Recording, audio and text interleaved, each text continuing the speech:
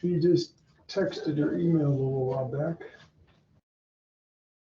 All right.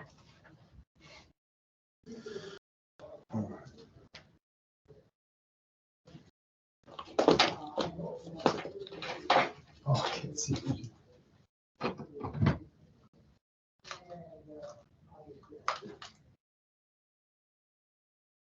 Come on, come on. I'm sorry.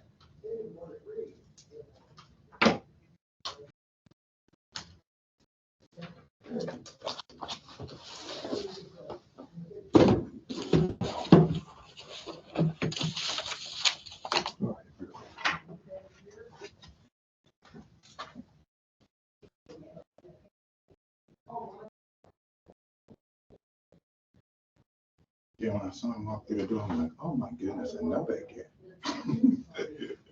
Nice. I think I've somehow only had one class with him, but Yeah, and that was online early college during COVID, but okay.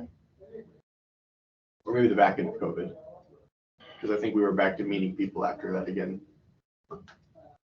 COVID changed everything. That it did. And I've been saying it ever since COVID was over. And I think we've I been wish I saying could ever get my since. parishioners to believe me. It's like, everything changed, people. Everything.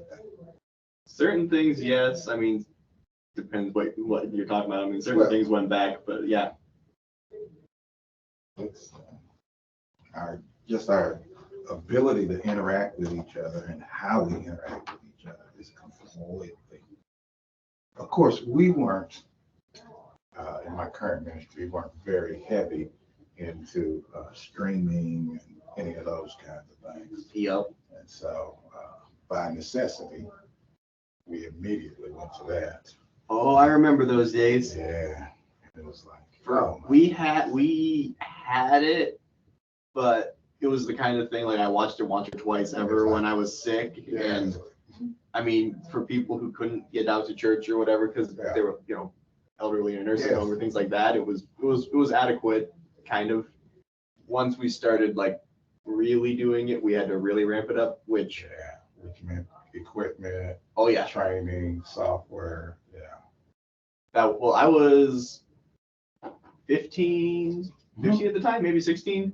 Oh, so you were almost lead guy on this thing, man, because Lead Right. guy, no, I do not want that. Okay. But my dad was senior Okay. pastor, so Okay. by virtue of if COVID hit a family, you can only have so many people in the bubble. Mhm. Well, if my dad, we have a preschool going, so Okay. and they deemed that an essential business because they How didn't- did they get away with that? well, you see, they went like it was over in Jackson County, so like the county is about as strict as they get. Oh, okay. But so they didn't like us having church, but Figured out preschool. but if they're police, firefighters, EMS all had their kids in a preschool, they weren't gonna shut the preschool down because then they don't have like people to show up to deal with the pandemic. Right. So somewhere in the middle of all that, I was part of the bubble of like the family bubble that could be in. So I learned a lot about doing technology, if only because I was around, and they figured I could somehow hit the same button the same way every week. Yeah. You got it. You got it. You got it. Ah, come on. I'm missing something here. Oh, there it is. Handouts. Just two of them here, Article 5. You see that, and then questions. Okay.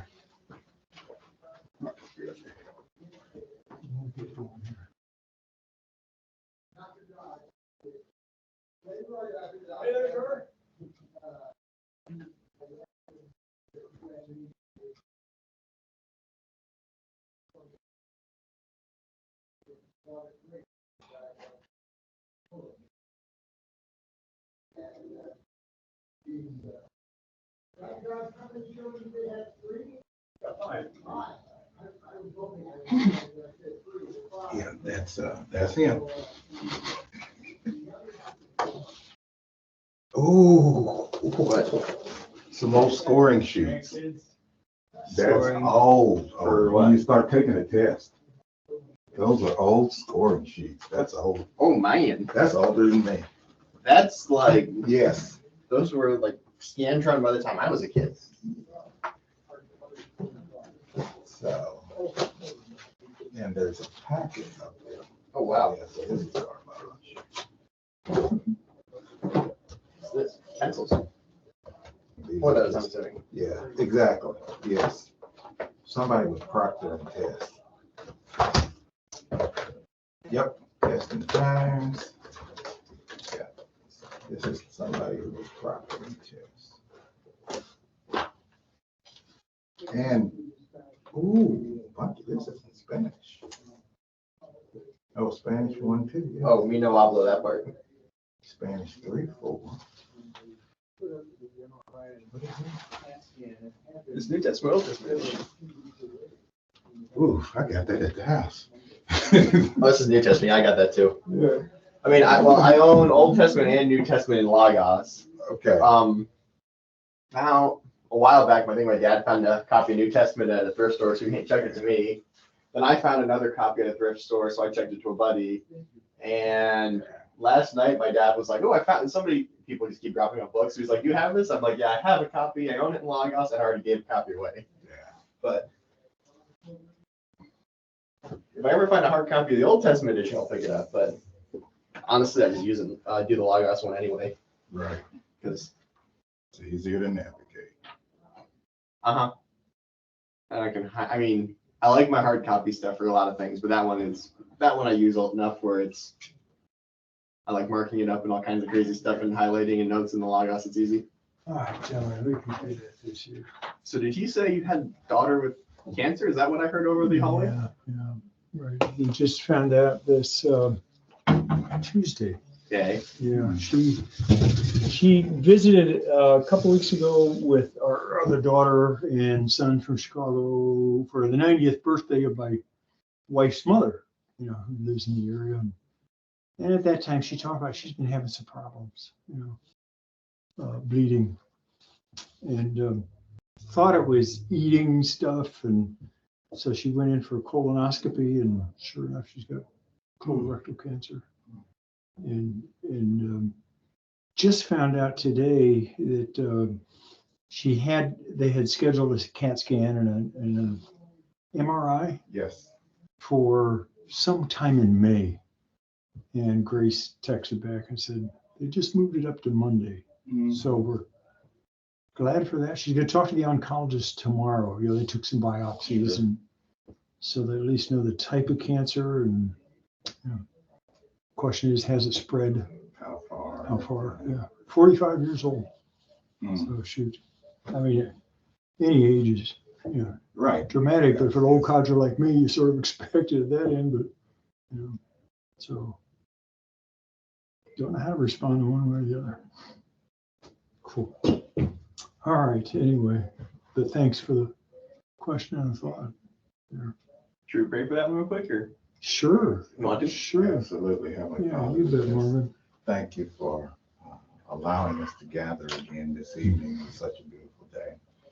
So, Lord, as we come in prayer, we come praying for Dr. Dodd's daughter. Father, you already know exactly what's going on in that situation. And Father, we're asking for your healing touch. We're asking for your intervention. We know that you're a doctor that's never lost a case. So, Father God, we're praying that your will be done, but in that your will be done, that they might have peace, they might see you, and give your name the glory in all that happens within their lives. Father God, cover the family, cover all of those who are affected, cover her children, her spouse. And Father God, we're just praying for a good outcome. In Jesus' name. Amen. Thank you, Marvin. Thank you. Thank you. All right, let's press into the evening here if we can. We're in number 5. Just in case I forgot something here. Did I start recording? I think I did. Yes, it's going. Ben's here. Welcome, Ben. Good evening, Dr. Dawes. Good evening, everyone. You bet. All right, we're going to talk about. Now, why doesn't it do that? I was telling everybody, Ben, I was telling everybody else that a class on Monday in this classroom quit recording. It was an hour and 20-minute class, quit recording at about an hour out. All right, there you are. It looks like I wasn't sharing. Oh, come on. I want to do that, and this. There we are. All right, see, I didn't have your picture there. Well, maybe you didn't have it, or I didn't even have an icon. So that's what I was looking for, Ben. All right, here we're in our fifth night. We're going to talk about teaching the lesson. You know, just finishing up a big section of the book. I'm not going to cover, for sure, we're not going to cover the individual chapters on teaching the different age groups, demographics. You know, I'm trusting you all to cover those things, and I'm going to be just highlighting things that are in the book in the chapter on teaching the lesson. The things that were due tonight, you've all got a lesson plan in. Discussion question 4, article 4, I see out there. Teaching and learning essay, get that in when you can. The focus needs to be on getting your lesson plan together, select media, so you can teach next week. We're going to teach large group. We'll do it back in the classroom, the regular classroom. Ben, you're gonna teach us online, right? Still? Yes, correct. Good, cool. Looking forward to that. And then Article 5. So see that assignment there. Lesson plan 1. You're gonna take the lesson plan that you have, or take the lesson plan revised. Okay, so tonight I'm going to look at it, make some comments there, some suggestions. You know, just a few places. I didn't look at them in great detail, but I looked at them. And the purpose of this is you're working with a form, you know, of tonight. You're working with the form, and then we're going to talk through methodology and just some suggestions what to use. Not what to use specifically. That came out wrong. But what you select to use, how to put it on the form. That's what I was thinking. Select media. Now I'm suggesting for a large group you use PowerPoint. If there's something else that you want to use as you look at the 3 different contexts, use media with each one. And it's assumed you're going to lecture, so you're going to have 2 other methods beyond that with each time you teach. And we're going to talk about methodology tonight. Discussion question 5, then that final review. Stupid joke of the night. A Sunday school teacher began her lesson with the question, boys and girls, what do you know about God? Hand shoots up in the back. A kindergarten boy says, he's an artist. Really? How do you know that there, Jimmy? Teacher asked, well, you know, our Father who does art in heaven. Kids say the darndest things. All right, I've given you the handouts for the assignment and for what we're going to talk about questions, because that's really a primary method for us when we're thinking of. So there's a sense in which you could, you know, identify the different kinds of questions you use. All right, we'll talk about that. Let's just get into the lesson here, going through the PowerPoint, and let you take down notes. It's right from the text, so there's not a. There are a couple extra things that I add here, but you'll get it from the text. Teaching the Bible's like building a bridge from the modern world to the biblical world and then back again. We've already talked about that. So our teaching methods, our tools that we choose need to help facilitate that journey. That's all we're talking about. If you use that imagery of a journey, we use teaching methods that engage the students in the learning process. And that's the key question. Does it enable them to learn? It's not just me disseminating. We're not just focusing on the teacher oriented. Yes, we need to prepare well, but we're preparing so the students can engage. So we're also thinking of them and selecting methods that'll do that. As we've already discussed, the real learning has to occur, the real life change has to occur on a number of different levels. There we go. Three different levels is what I described with the purposes there. Cognitively, hopefully they change in their understanding of God's truth. They see it as true. They've made a conclusion. Yes, yeah, I understand the meaning. Maybe the way I said it, they see it as true. We need to temper that, because somebody could say, yeah, I understand that. Yes, it's true that the Bible says that. They might still not believe that it's true for them. All right, so I understand that. So that's the second one. The affective is what Richards and Bredfeld encourage us to think about. What they believe, what they're committed to personally. And that's what I like to emphasize with this second one. It's moving more on the emotional level, meaning, well, pastor or teacher, you don't understand. I know that's true, but for me, I just don't know if I could do that, type thing. And then the final behavioral. Yes, there's a progression here. We build all of our lessons off the cognitive. If they don't understand, they aren't going to apply it. They might have a truth in their mind, but we didn't teach it. They put it together in their own mind. And so they're acting on something that they've concluded. Now, hopefully that's true. People take bits and pieces from a lesson, a sermon, and they still respond because they're hearing biblical truth. Okay. But what we're wanting to do is communicate the truth that's in the passage in a way that affects them. They see the effect personally, and then they choose to act. And we tell them how. That's that third level of teaching, learning. They know what to do. They know how to act. I mentioned that perhaps the behavioral and the cognitive could come differently as we present the lesson, depending on how the text, or if it's a topical lesson, how we're approaching it. I'm not getting much into outlining. If you have an inductive approach, meaning inductively, I'm going to show you the truth in the passage. That's a little different. You're going to raise a question, you're going to raise a topic, and then you're going to say, all right, let's open the Bibles, let's look in the passage. Here's the first element, here's the second element, and you're building the main idea, the teaching idea. That's inductively. Deductively, it's either a topical.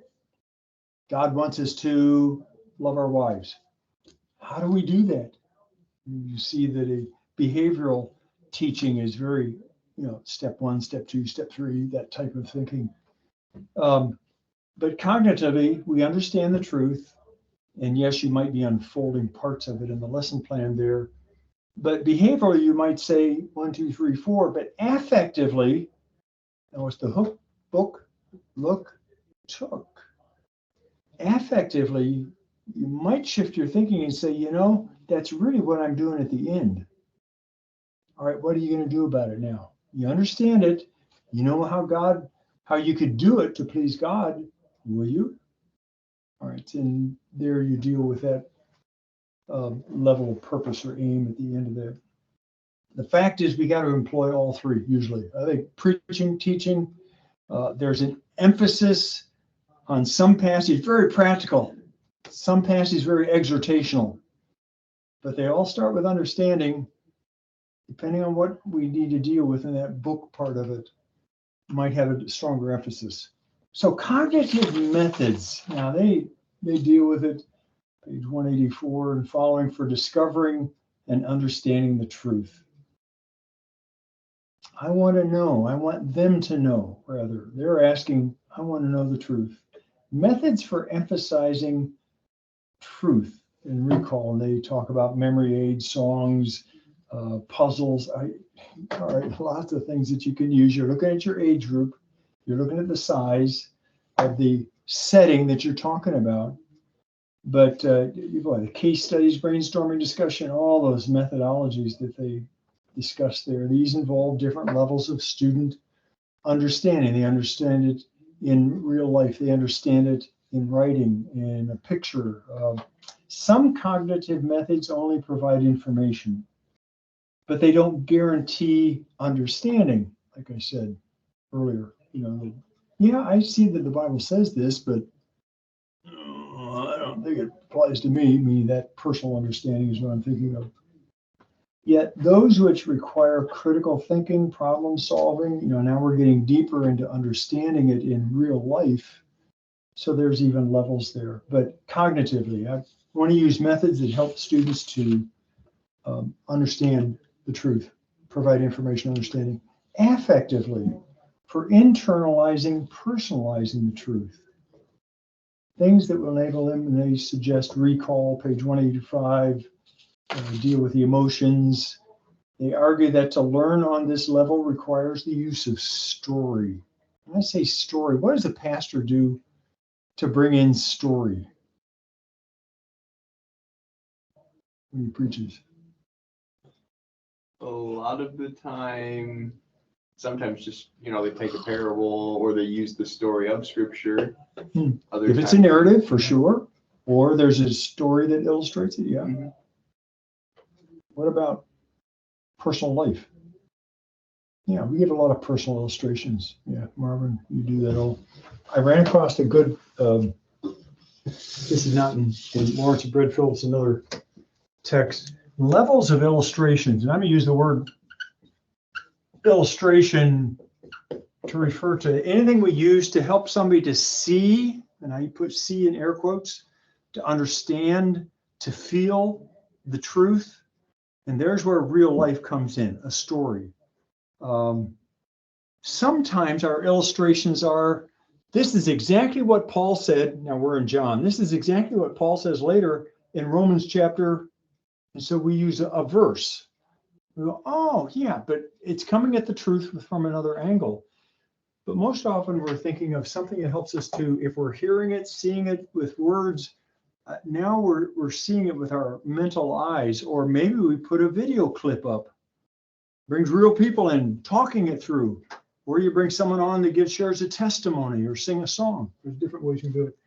But this person says that there are different levels of illustrations. A level 5 is an illustration where I haven't learned it, you haven't learned it, or we can learn of it, but the connection between the teacher and the learner, there's just no connection. There's just a break. They can't relate to what I'm trying to communicate. Maybe I'm not communicating it well even.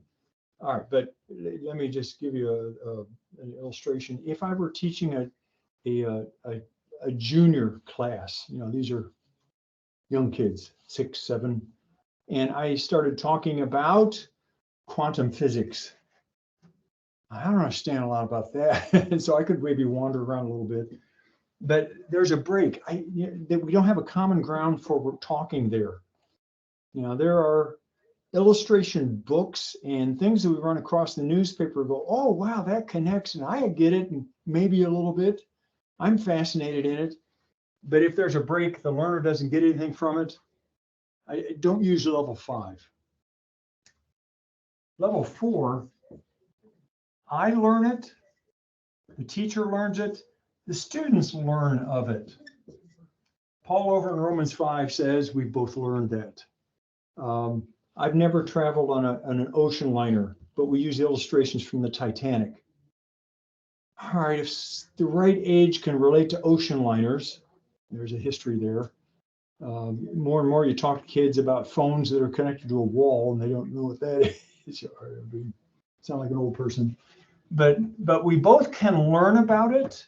The problem with it, it's out there. I've not experienced it in one sense, but oh yeah, when we talk about the Bible and use Bible illustrations, that's what we're doing. We use a lot of level 4 illustrations. They're not bad, but realize where they're at. They're out there. I have to learn about it. I have to teach them about it. When I'm in the passage, that's what we're doing. I'm using level 4 stuff with the passage there. Level 3, now notice the difference here with this. We use a lot of level 4, but the encouragement is try to include 3, 2, and 1. What's level 3? Level 3 is something I have experienced. The teacher has experienced it. The students have to learn it. All right, I flew supersonic jets in the Air Force. And so I can talk about it from firsthand experience of what it's like to fly, to have a G suit on, to go to 50,000 feet and over, look at the sky, to do 6, 7 Gs in an airplane. And students can learn about it, but they can't experience it like I did. All right, now the danger with a level 3 illustration is I know it. I've experienced it and I get excited and I'm in there and I might not say everything that I'm thinking about. So I've got to write them down. I've got to pare them down too, because I got to say just what I need to say to help them to understand it and not go off on the hands or, and we were in formation, all those things that everybody yawn, couldn't relate to. But I'm trying to help them to learn. So I want to share enough of my experience, and I can do it with reality because I did it. Maybe you're a hunter and you hunt a specific type of animal. I've never done that. All right, Josh does that, and you get excited about talking about go out and shooting this, whatever. All right, show us the excitement and tell us the details, but only those that I need to learn about to get the point. All right, there you go. A level 2 is the teacher has to learn, the student has experienced it. One church I was at, was in a small group with some other guys, 4 of us, 3 of us. One was a car salesman. He'd been a salesman his whole life. The other one was a surgeon, a urologist. He loved doing surgery. If ever I used a medical illustration, Marvin knows where I'm going. I had to speak with clarity and authority so that Randy didn't go, that's not right. That's not how that works. Yes, exactly. But when I used that illustration, he goes, oh, I mean, there's more learning for him. So I'm going to use level 2. I got to do my work though, and my preparation. And level 1 is we've both experienced it. And those are gold. When you can say, dads, you ever gotten angry with one of your kids? Which one of us hasn't? And we're all the heads of the fathers are going up and down. College students, we just had a couple speaking in the dorm. When I was there and how they started out. Yeah, we can talk from common experience, and that gives a quick connection. If what we're saying doesn't go off in a nice cutesy story, but goes, oh yeah, that does help me understand life. Okay, so types of illustrations. Jesus used stories because it really helped connect. He used tangible objects around him that people were involved in. These stories require personal evaluation of the character's actions and motivations. Now, these aren't all just stories. They could be just a summary statement of realization of what the truth was that we experienced. Those who didn't understand them, we need to help them to understand the connection. And that's the point. So the encouragement is, use 4. Those are going to be the natural ones. We're both going to learn about it because that's what we do a lot with scripture. But then when we can bring in personal experience, either from our side, from their side, or from both of us, has more power. So there's where case studies, stories, drama, skits, video clips, testimonies, things that people have experienced, and a lot of others that any method that goes beyond simply filling the head to affecting the heart, and that's what we're talking about, affective methods. Question, comment? Behavioral methods to know how to respond, to live out the truth. Here's where we're showing them how to change their behavior, how to learn a skill, how to enhance an already existing skill. Marvin, as I was looking at your lesson, the one that you put together here for this one, it's that last part. Let's go evangelize. Who do you know? Could you jot their name down now? Cool, do it. Be the Holy Spirit in their lives. We must be repeatable, personally doable, they talk about. Real change requires practice. And so we're going to suggest maybe over the next week, or maybe this afternoon, or how about if you did this and we came back next time at our small group or Sunday school class on Sunday, and If you feel comfortable, share what is going on, and we'll pray about it and go from there.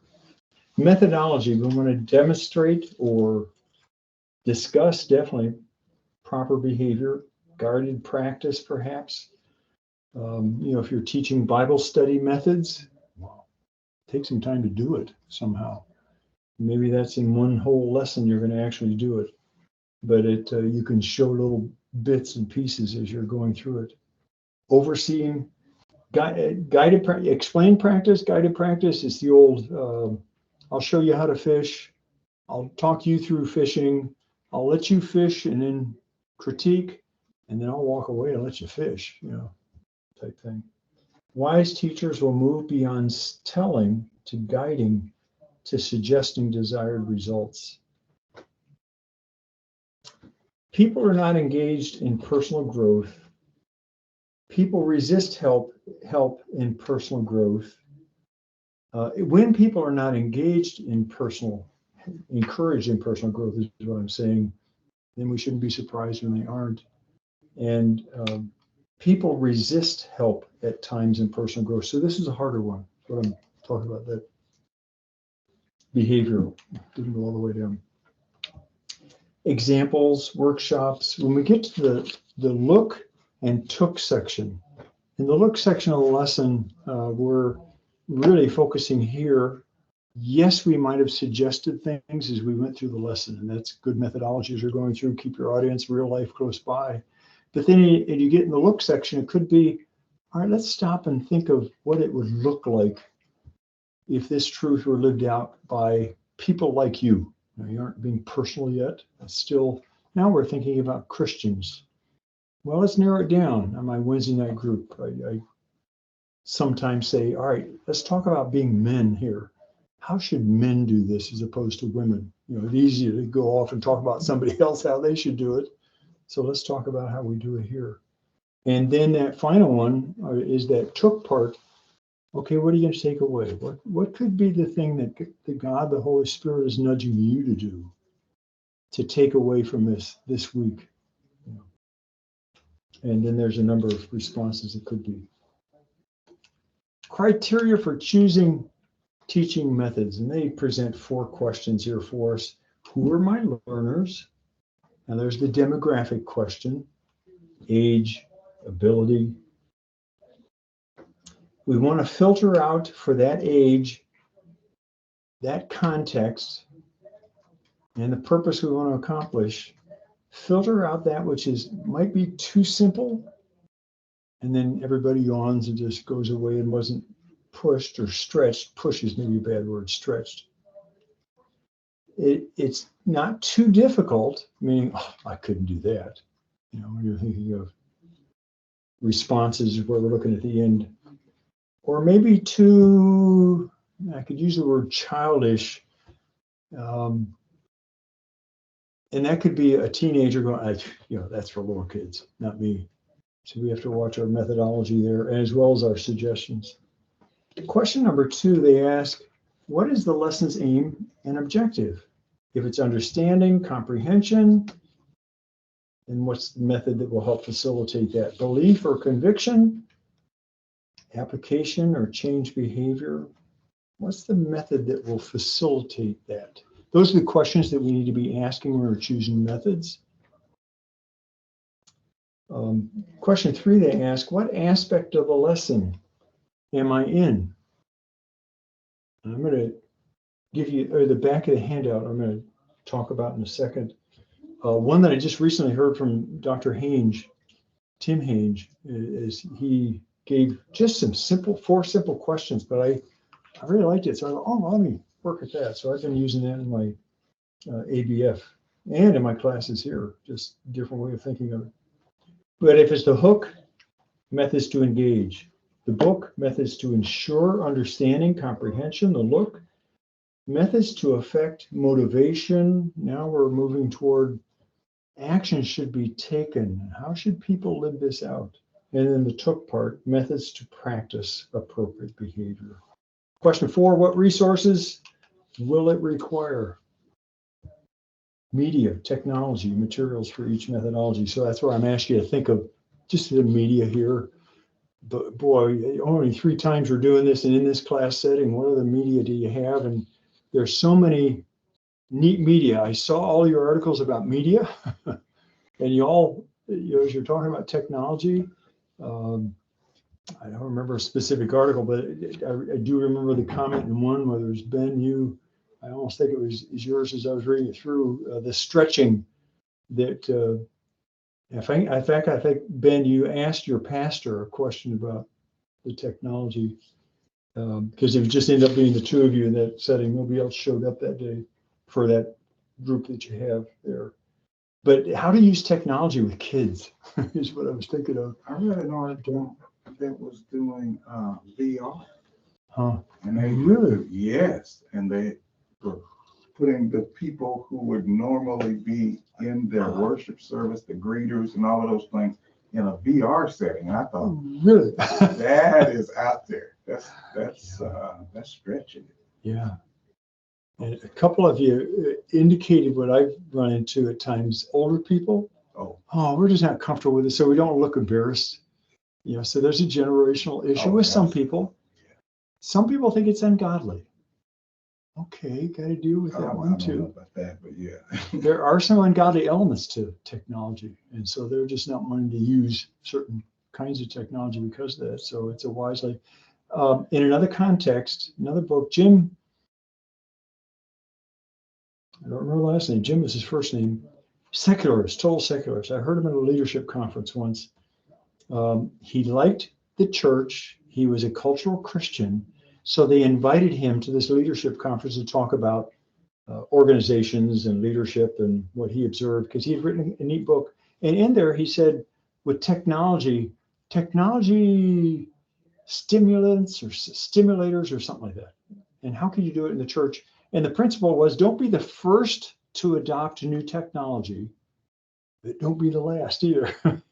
Now, so he was just arguing for a balance. Learn about the technology, what it's about, what it does, how it could benefit you.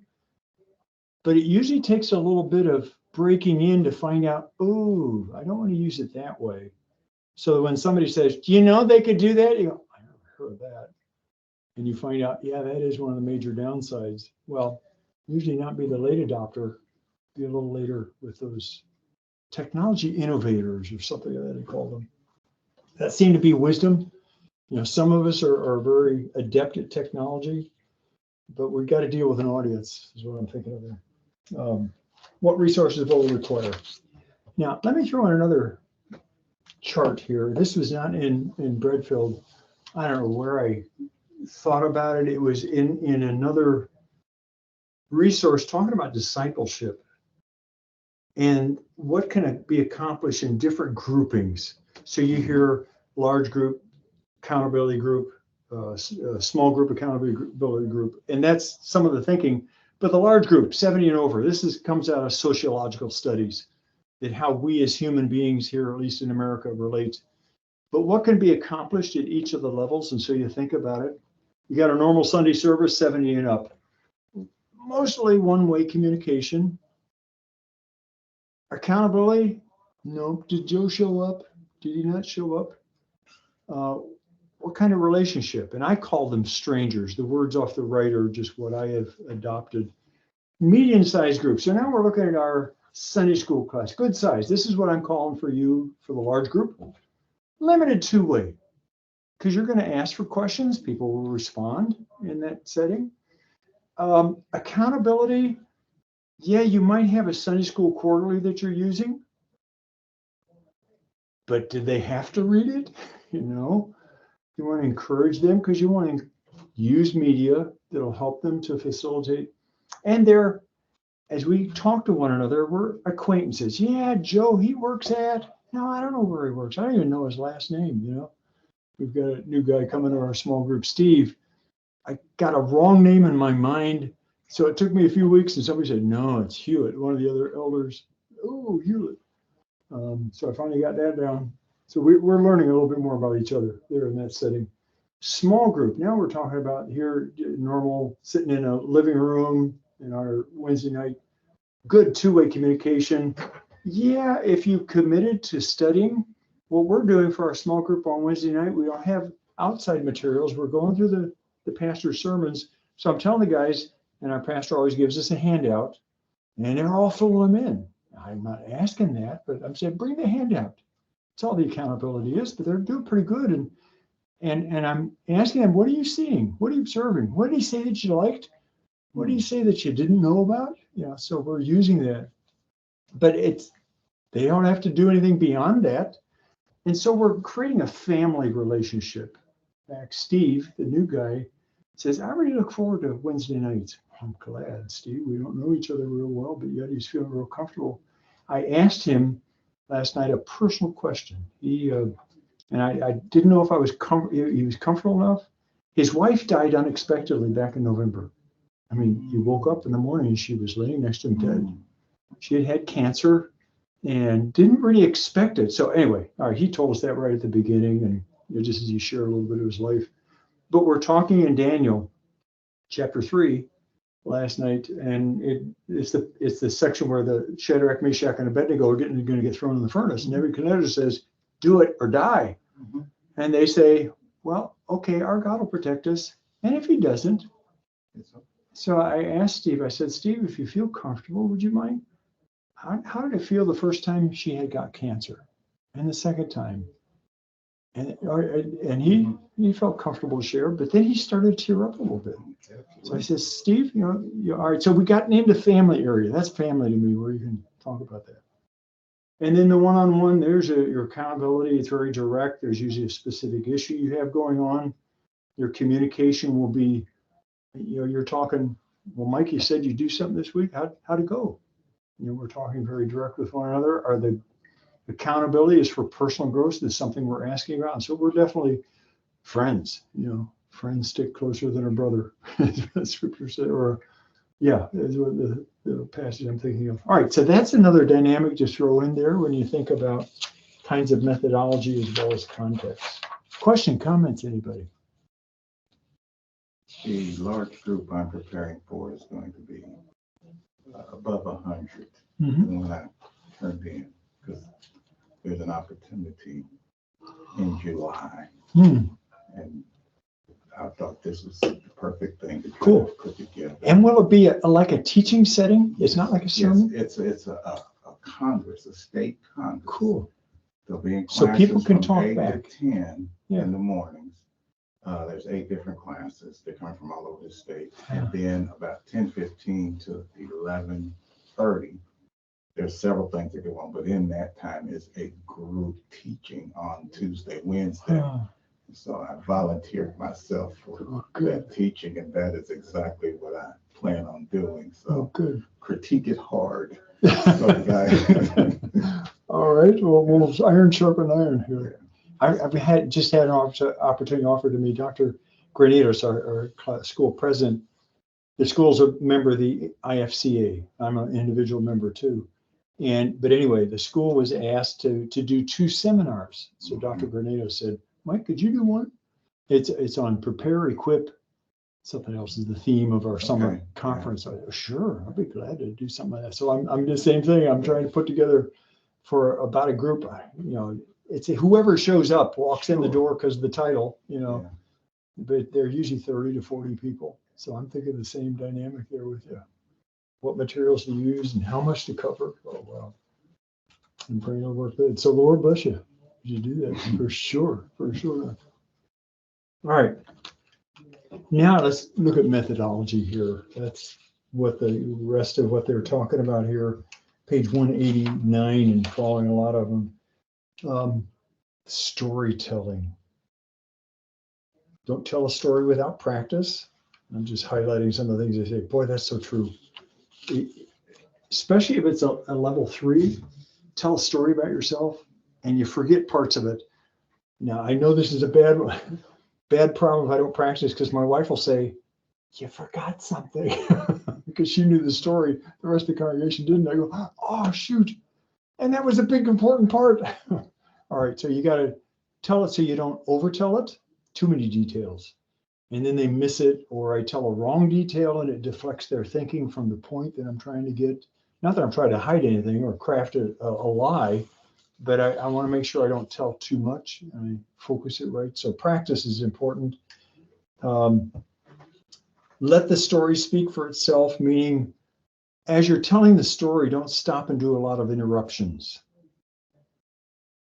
Tell the story. So write it out like you'd say in a 30-second, 90-second, 2-minute story type illustration, depending on how long a teaching and what all you have. Don't make it a sermon. I found with illustrations, the video clips I've used as a pastor through the years, there are some companies that put a video clip together and it's almost a complete sermon in itself, gives the point. All right, I found the better illustrations raise a question or show the emotional tension that's involved in an issue. Because then it stops and you can dialogue with people now. What did you think? What should they do now?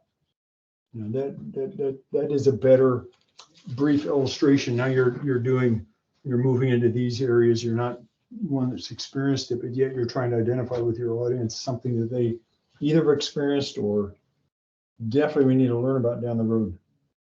Some film clips are good, some are not. Keep it vivid. Visualize the story. Consider student vocabulary. Beware of tangents. Avoid too many details. Use props sparingly. Resist asking for feedback. Don't illustrate a story, meaning a story within a story, things I've already said. All right, so they have some good suggestions for storytelling, so do that. Provocative questions, we're going to spend a lot of time, or more time, focused on questions, but let's just highlight some things that they say, page 190. Good questions don't just happen, I know, for me. Perhaps you're one of those organic teachers where you're just very comfortable off the cuff and your mind is just racing and you're a good questioner. Okay, you're a unique animal. The rest of us aren't that way and I'm not that way. So I've got a plan for them. Or they just end up simple yes, no. Did you like that? Yes, no. Oh, now what do we do as a class? They've already answered the question. It didn't really add anything. Questions formulated on the spot are more often vague or unproductive, they say, or authors. So write out questions carefully in advance. Avoid yes, no. Now, some of those, but usually you want to avoid those. Yes, no gets people to talk. Sure, there are times you want to call on a student. What's the rule of thumb? When you're doing teaching, and Ben, I'm sure you're going to affirm this, if you're wanting discussion, students got to talk within how long of starting the class. Ben, do you have a thought in your mind? I didn't understand. Say the question again, Doc. I garbled the question, so it wasn't good. When you start a lesson for the day, if you're wanting people to discuss and you're getting into the lesson itself, how much time, see, I'm not formulating the question well. You want to get people talking how soon? How many minutes? Have you ever heard a rule of thumb as a teacher, or what have you experienced? When you're saying you're starting the lesson and Yeah. If you want to get people talking, when should they start talking? I guess, well, I teach math, so it might be a little different. Oh, yeah, it could be. Yeah, I guess more so after the whatever is being taught, maybe the introduction or something like that. But Mhm. you know, I'm sure it's different for different subjects other than math. Math, you pretty much give examples or you lay out the whatever investigation is going on, and then you may ask, have discussion questions as to what the question is asking and things like that. Yeah. I don't know, there's no ironclad rule of thumb, but getting people talking soon, not long ways into the lesson is what I've always heard. So what, 2, 3, 4, 5 minutes? Yeah, you're going to do an introduction. You could present a principle there, or we're going to look in the passage. But maybe, as we think of it here in our teaching the Bible, a question that we ask at the beginning in our introduction in the hook part, you actually want them to start talking,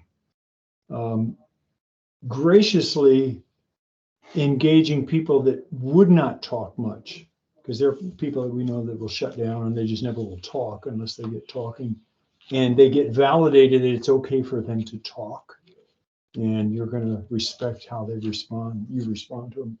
Okay, so important with provocative questions. Case studies is the next thing they talk about, real life and truth. A case study.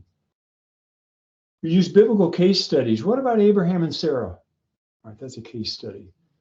Joseph, when he was in Potiphar's house, that's a case study in temptation. You know, Jesus and some of his encounters with the religious leaders that were opposing him. You know, we could use those cases. Information about a situation or an incident in real life. And now we're thinking of these different levels of case studies that we could use. It generates opinion, it generates discussion when we use these methods. Open-ended stories that provide students with an opportunity to consider a truth in light of a real or a possible human situation. And think not just of a case study where everybody did it right. Think of a case study where somebody did it wrong, because you want to show negative consequences. We have a number of those in scripture that Jesus used. Read the case thoroughly, they say. We define the central issue, categorize the issue, see the problem biblically. All right, for case studies, go back to Richardson and Bredfeld and see what they're encouraging here. Discussion, that bottom one there on the screen there. So do you all use Socratic discussion? Ben, do you, I don't know if math would lend itself to that. Have you heard of Socratic discussions? I mean, I know what you're talking about, where it's not so much just that the teacher lectures, it's that the teacher presents an idea and then it bounces around the classroom and everybody kind of fills out the ideas by talking about it. Mm-hmm. Yeah. Marvin, you ever heard of Socratic discussion or used them? Have you used them? I have not, because it takes some learning. I have not often. It's a very small group if you're doing that, because it goes off into a tangent so fast. Cool. Because as somebody comes up with an idea and you don't want to completely shut them down, like that is so far off the subject that you kill the vibe in the room, I guess is the best. So I try to already have a direction we're going to go. Mm-hmm. So Socratic discussion would be used in a group where people have studied it beforehand. Ben, did you ever use? And they call it new math now. I teach high school, and our curriculum is college preparatory mathematics, and so it's discussion based, investigation based, and so there's a lot of questions.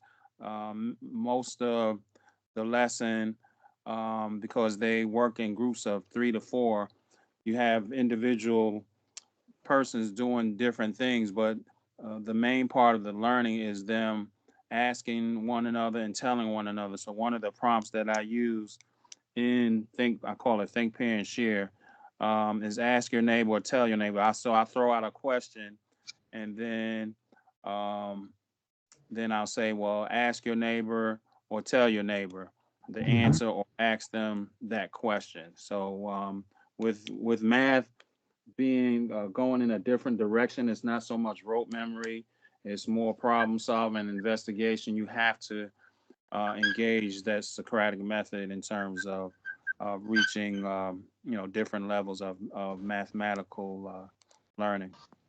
Yeah. I would assume you're trying to guide them to either the understanding or the application of a mathematical principle or something like that. Again, I'm not a mathematician, but I can imagine with you to get them to thinking it through. Go ahead. Yeah, being that they, with mathematics, they come with different backgrounds. So you're trying to bridge the gap from where they are to where they need to be. So questioning strategies it's something I've always used in terms of, even though it's mathematics, throughout, my 30+ years of teaching math. Yeah.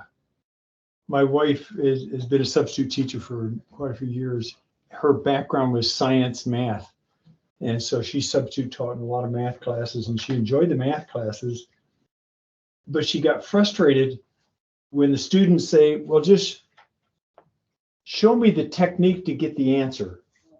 And she says, no, I need to help talk you through the process so you understand it. And she got frustrated when they didn't want to learn the process there. So That's how it is at my school too. It's the same. They're not used to learning through investigation. So they rather just do, like I have a program that I use called Delta Math, and it's more they give you the examples and you watch videos if necessary, and they like that, but they don't really like the CPM curriculum because it's more thinking based, it's more problem solving based, more talking. And then what I also do after the end of investigation, because they are able to share answers, if we do a particular set of problems, they at the end of the lesson, instead of me giving them an exam, they have to come and tell me and explain the steps of how they got the answer to a particular problem. yeah, that's good. Now, I'm going to come back, Ben, to what you just said, because one of our education department people in a presentation, we have faculty lunch and learn, and they were talking about questions, and that's where Tim Haynes presented his, but I think one of the other professors presented 5 or 6 different methodologies. And this was one she mentioned, think, pair, share. And Ben, help me. The thinking is you throw out a question. Do you do a little dialogue yourself in the think part? Now they think about, so the question or the prompt, is thrown out. They think about it first, then they pair up with someone, and then they share their answer. So even if they're working in groups of 4, they might link up with their elbow partner, think about the question or the prompt, and then pair up with their elbow partner, but then share either with the class or with the remaining group members. Yeah, right. So they're coming back to the whole class, which sounds like a neat thing. Where you as the teacher are throwing out something to get them thinking. So you've really got to prepare that. Then you're asking them to turn to a neighbor, talk about it, discuss it, and then the representative of the group, it's either a dyad or triad that they're discussing. Is that right? Yes, they either report out to the class the particular answer, or they just within that particular group. And what that does also, Doc, is that it keeps one person or a set of students who pretty much know math from monopolizing the lesson. And because if the other students don't talk about it, then they will not learn. So that's really the motive behind the think, pair, and share model. Yeah, cool. Socratic, let me come back to Socratic discussion. It's bigger. I've not used it, but it's best with a flipped classroom. Now we're talking education here. A flipped classroom. Go home, read this, take notes, outline it, come back, and we're just going to discuss it. All right. Most of our Sunday school teaching, small group teaching, yes, on Sunday, for us, we've had the pastor talk, discuss, and we've thought it through. There's some of that, so I'm guiding it, but I don't have a specific end. Socratic, as I understand, like Ben's talking about, you've got an end in mind that the students need to understand the concept. And Socratic discussion is people who want to engage with the opening questions get into the center of the circle, and you either stay in the circle, or if you didn't answer it, you step back, but you still want to get into the center of those that are really coming to the critical issues. All right, so there's more. If you want to get into Socratic discussion, sounds like a lot of preparing that needs to go into it, but it also sounds like really helping a group to think through an issue very well. All right, so I'm not arguing for it. That's one of the kinds of discussion groups you could do. The key to good discussion, our authors say, comes in the use of questions that stimulate thinking and the use of case studies, meaning real life applications, context where we process the truth, that bring the class closer to real human experiences. Buzz groups, it's one of those smaller discussion groups, smaller groups that have an assigned passage or topic, and you are directing them. And then that final one that we all use is a lecture. When done well, with adequate illustrations, examines, visuals, stories, structure. When I first started here at Calvary, we had a professor, Tim Smith. Unfortunately, he passed away with COVID when I first started. You know, it just hit him and took him. Now he wasn't here at school. He had stepped away. He was out pastoring out east here. But Tim, when I was trying to learn, how do you do this professor thing? I've been a pastor, but how do you do a professor thing? He says, lecture for 10 minutes and then discuss. 10 minutes, no more, then discuss, because they need to talk about it. All right. So I have not learned his lessons well at some points, because lecture's easy, but yet lecture's hard to do well. And so you got to prepare well. And that means bringing in mediums and rhetorical questions. You got to think with the audience. It was funny. Maybe it's because of my years of preaching. Teaching was hard to get into, because in preaching, way primarily, but yet I had a professor in my doctoral program. Oh, what was his name? He was on the radio. Maybe Marvin, you remember his name. He had a program out in California. It was national televised, but it was so funny. He'd sit there with his notes. We had a small group in the room. Yeah, he would discuss, but he says, guys, I'm so used to just talking into a radio, nobody talking back at me, the microphone. So let me just lecture. And he'd do it, and we'd take our notes, and then we discuss it. But it was so funny. He was so used to just that one-way medium there going on with him. All right, we'll take a break here and then come back and talk about questions here a little bit more in depth, because that's a valuable thing to do. So let's take a stretch break. Hang on, Ben. Take a break. We'll be back in 5. Okay.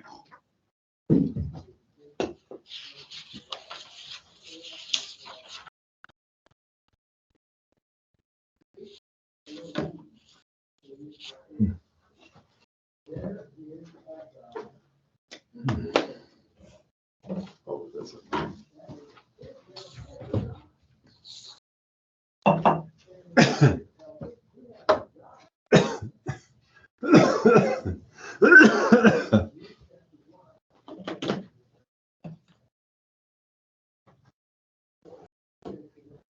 Excuse me, Dr. Dodds. Sir, yes, talk, Ben. I didn't see a PowerPoint for this lesson, and I thought there was one for last week, but I don't see it. If it was one last week, I don't see it anymore in the module. Yeah, that's one thing I forgot to do for tonight. I didn't post what you were seeing here online. Let me just do that now and get it in there. Sorry for that. Oh, no worries. Thank you.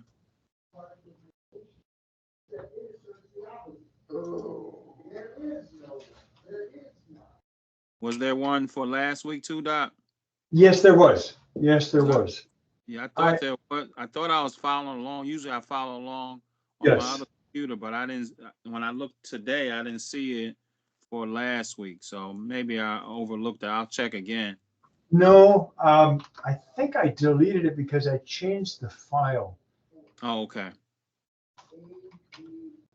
Before I used it last week is what it was, Ben. Okay. Thank you, Doc. Yes, sir. Thank you for reminding me. Oh, shoot. Oh, come on. Oh,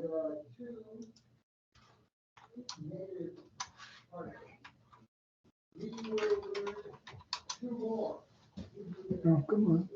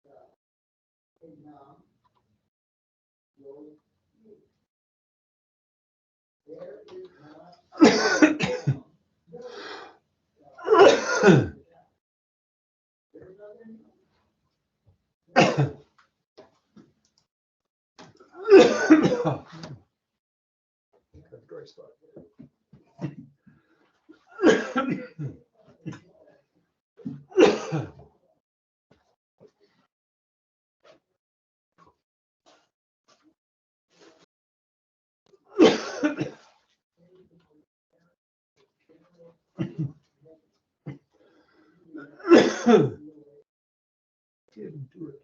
Need a cough drop? No, I just need to drink something here. Okay. I got a dry spot. You want to get a dry, Mhm. dry throat? It didn't do it.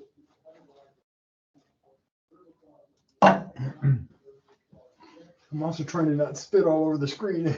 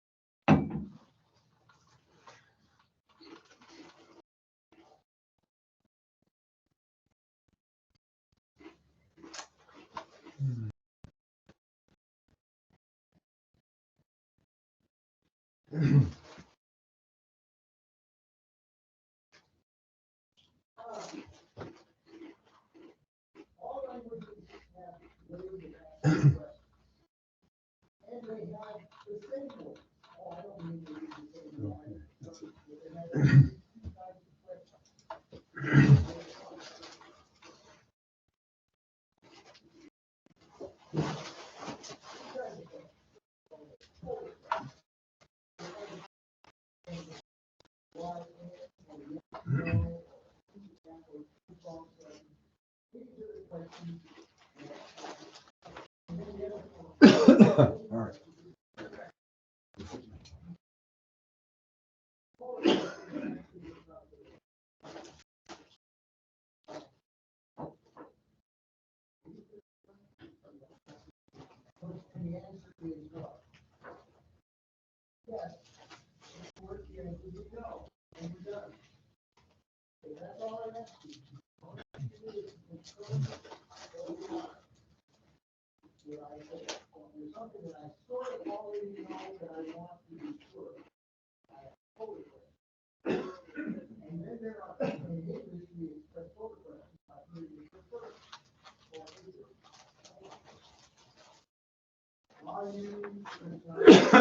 Wow. Tickles.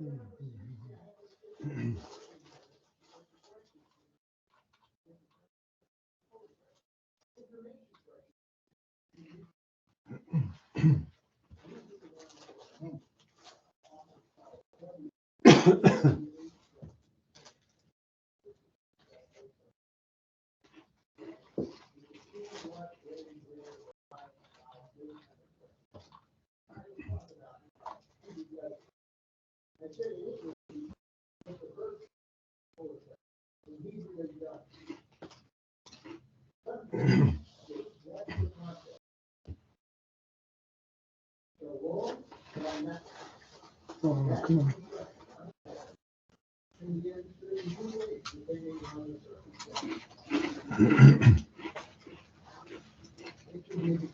Well, Ben, I don't know if you're back on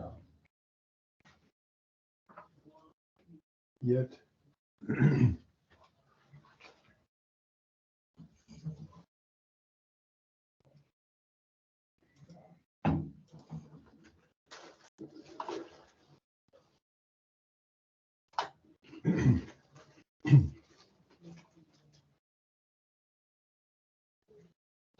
Um,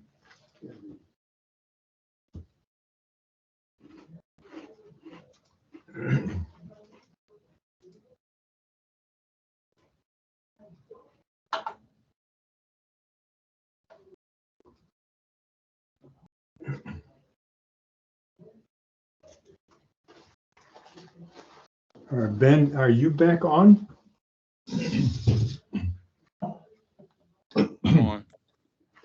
I just went into Canvas and the PowerPoint for last week and the PowerPoint for this week are both uploaded. Last week I could see. This week it takes a little bit in the Canvas system to actually come up.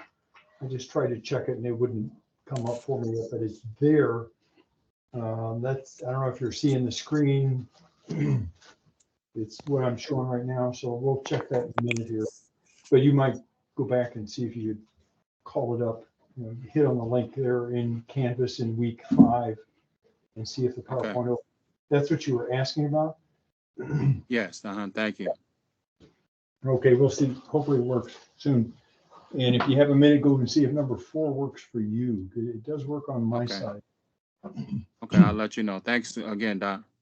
Thank you. Thank you. All right, we're talking about questions here. Let's spend a little time, then we'll talk about our lesson plans. Involving a class in questions and answers is the first step away from monological teaching. Now, I'm taking this material from another resource by Bible.org. They had some good points, good statements here about question and answers. Question and answer teaching allows the students the opportunity to share their insights and to verbalize questions. So that's why they're so important for us in most of our Bible teaching. They take it away from just the teacher focus where I'm just disseminating material to them engaging with the material. Third, the basis of a question and answer for the Christian teacher is Jesus. He's our example. You think of the questions. Who do people say that I am? Remember that question? Do you want to get well? To the man there by the pool of Bethesda. Do you want to go away as well? Sort of a negative. Do you believe in the Son of Man? It's calling for a commitment. Everyone who lives and believes in me shall never die. Do you believe this? He said to Mary and Martha there. And then many more questions that he used. So the value of question and answer. It facilitates communication. Although the use of questions does not automatically produce effective teaching, it's one method that will greatly open up communication. And what we're trying to do, and this is just so obvious to us, but yet I don't think about it. I just talk and I've said it all. Don't you get it? I remember the times I did a lot of counseling. I would tell them everything the Bible says in counseling, and I didn't know what to do. And I think a big part, I didn't know what to do because I didn't know how to listen to them, you know, how they were processing or what were they understanding, not understanding. And that's just in one setting. Here we're talking about a teaching setting. We're trying to hear what's in their mind and their thinking. Aren't always hearing it accurately, of course, but it opens up communication. It satisfies the human need for involvement. That's a big one. I see it in a generational difference. Josh, your generation, and I think it's just an age thing, and maybe the dynamic, Marvin, you're another generation. But just if we were to compare undergraduate and graduate students, undergraduate, and I don't understand completely, they don't engage as much.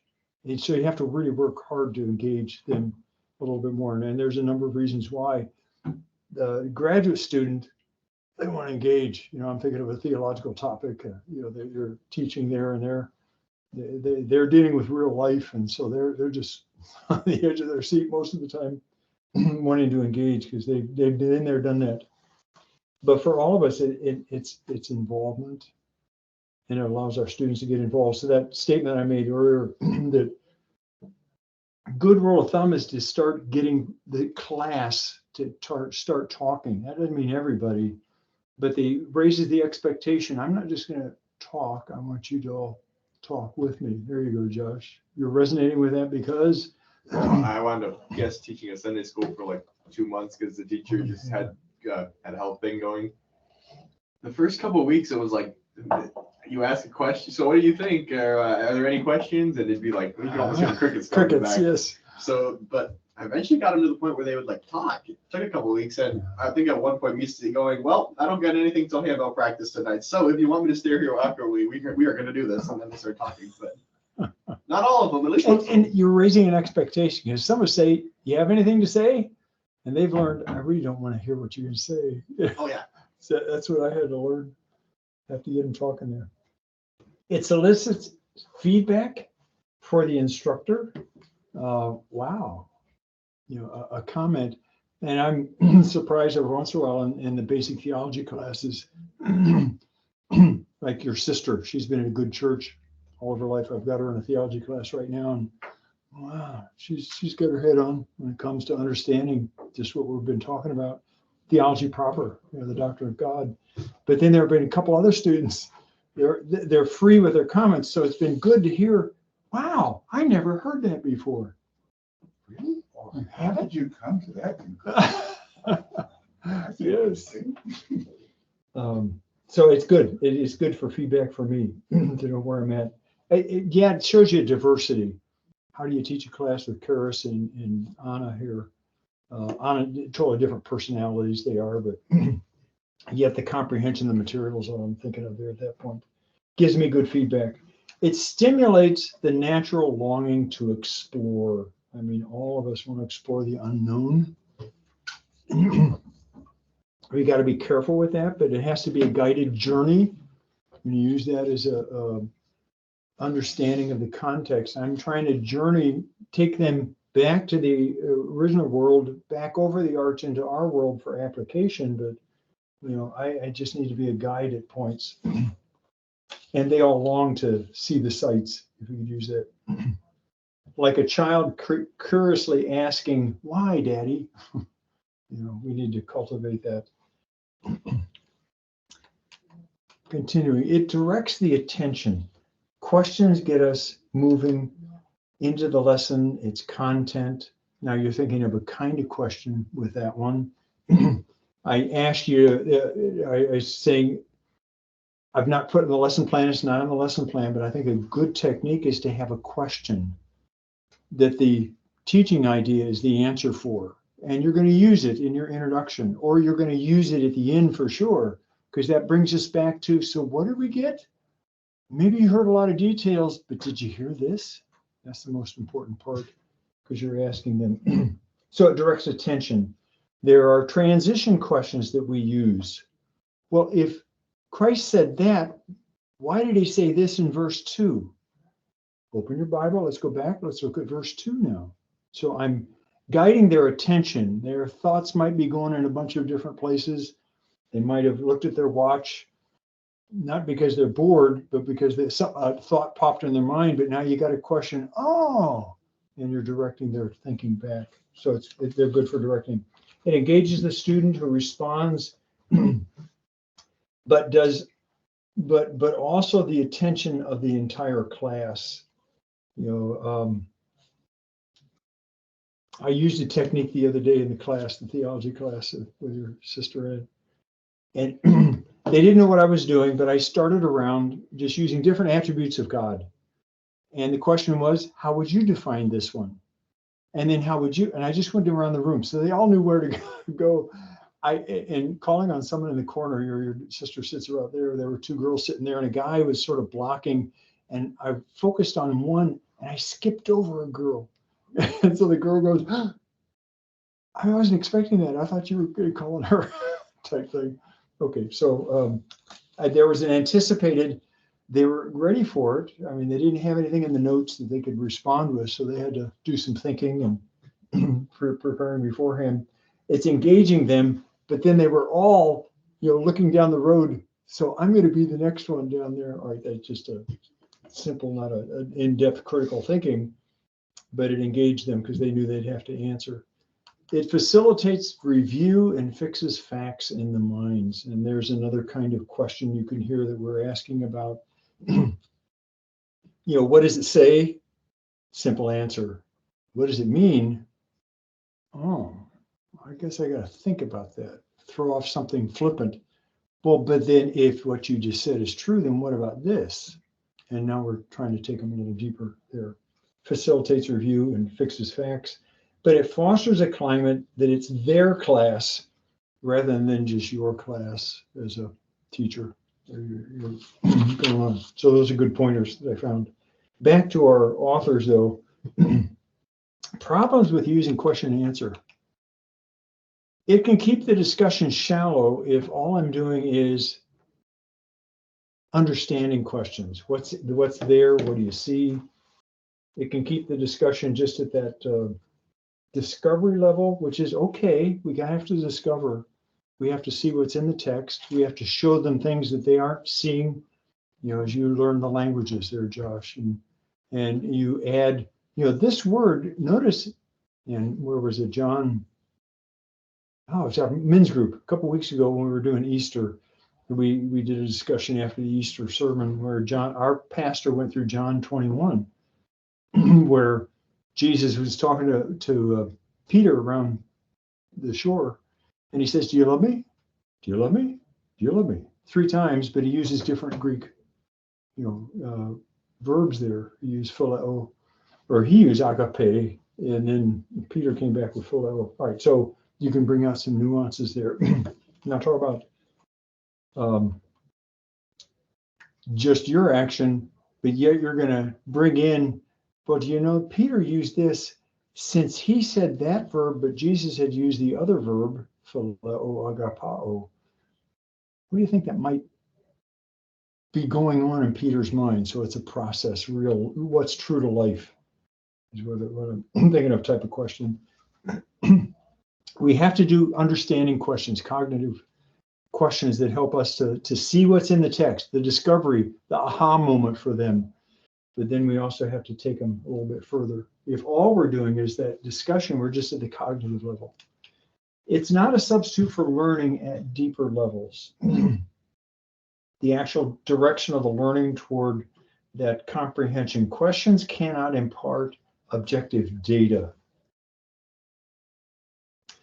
When you're thinking of a lesson and where questions go, let me just draw the lesson. Main point 1, main point 2, main point 3.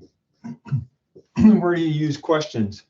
Well, if you got a transition from your introduction, transition from your first point to the second point, that can be a question. But a main point is not a place to use a question. That's a place for content. The question that you ask of the lesson should lead you back to the main idea, which is the truth. But the question itself doesn't have any content. Was Jesus our Savior? Well, it didn't say he was, didn't say he wasn't. You see how it doesn't have content. The answer is, so we need to understand what questions do. They don't impart objective data. They don't. They're great transitions. They're great guides. They're great leading. What should a Christian do now? Well, that's a transition question to, we must patiently, faithfully await Jesus' second coming. All right, that's a statement of truth. Could I write that? What should I do before Jesus comes again? Well, patiently, faithfully wait. But the question itself didn't give me the answer. So we got to be careful. Sometimes we use questions there. And we need to make sure if I use a question, and there's just a handout technique. Sometimes my main idea won't be shown. I'll have a question, 3 different questions, and they're really my transitions. The student has to write in the answer, which is really what I want them to get. So I'm going to make sure I foot stomp, highlight, or maybe have a fill in there. So they have that. But they need to see these big significant questions that the culture is asking about Jesus or that truth. That's not a bad discipline, but you got to know where the truth is being communicated. C, it can use too much time asking and not listening. This problem with using question and answer. Getting students to talk when we don't expect, I don't know if that's a right word, but we get uncomfortable with silence. We ask a question,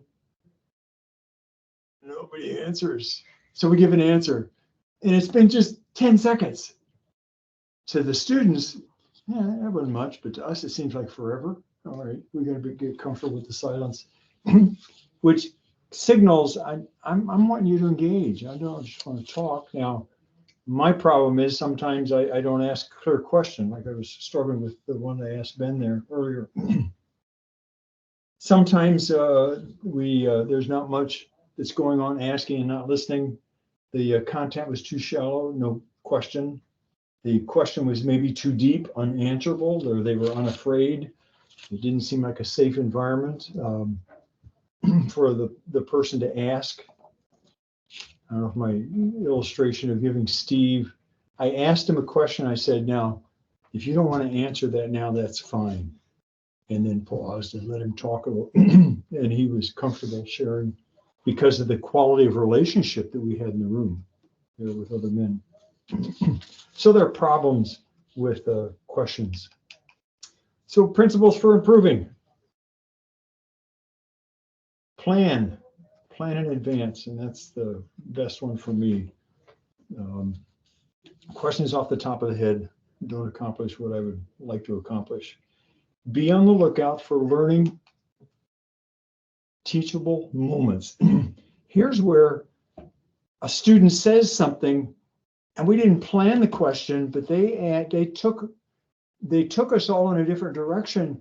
And I know I need to ask another question right there. So forget your lesson plan, go for that, which you know is going to solicit the teaching, the learning, excuse me. They say here, a teacher is always a decision maker, deciding whether and how the answer to the question is of sufficient benefit to the class and the student to take the time to deal with it and answer it. Maybe it wasn't exactly what you were planning to talk about, but you on the spot realize, ooh, this is an important one. Excuse me. Third, sometimes give the answers ahead of time. This is that pre-study questions where they can come back with their answers to prepare before coming.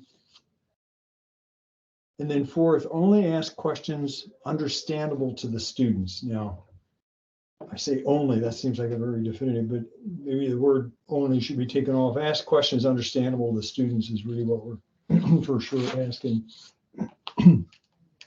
Couple more. The teacher's response to the answer is important. That was stupid. Oh, we all know that was not the right answer to give. Maybe with a bunch of guys and we all know each other real well and we're in that accountability group saying, that was dumb, wasn't it? I'd even want to be careful with that, but rarely a student will try to disrupt with senseless questions, distracting questions. There are some that do. So you got to know your audience there, Josh. You've been there? Oh, yeah. Yes. What group do you teach? Anything last minute, usually. Sometimes, like, I work with some of the kids ministry, so sometimes I wind up teaching something. There's been one or two where there's one in particular. It's like, well, so you understand that? What does that have to do with what we're talking about? Well, nothing. Okay, yeah. So let's come back to what we're talking about because the whole group is doing this, and then we can talk about that later. Yeah, Ben, you've had 30 years of experience. I bet you could write a book on how you've been distracted at times, or the students tried to distract you with silly questions. I'll bet.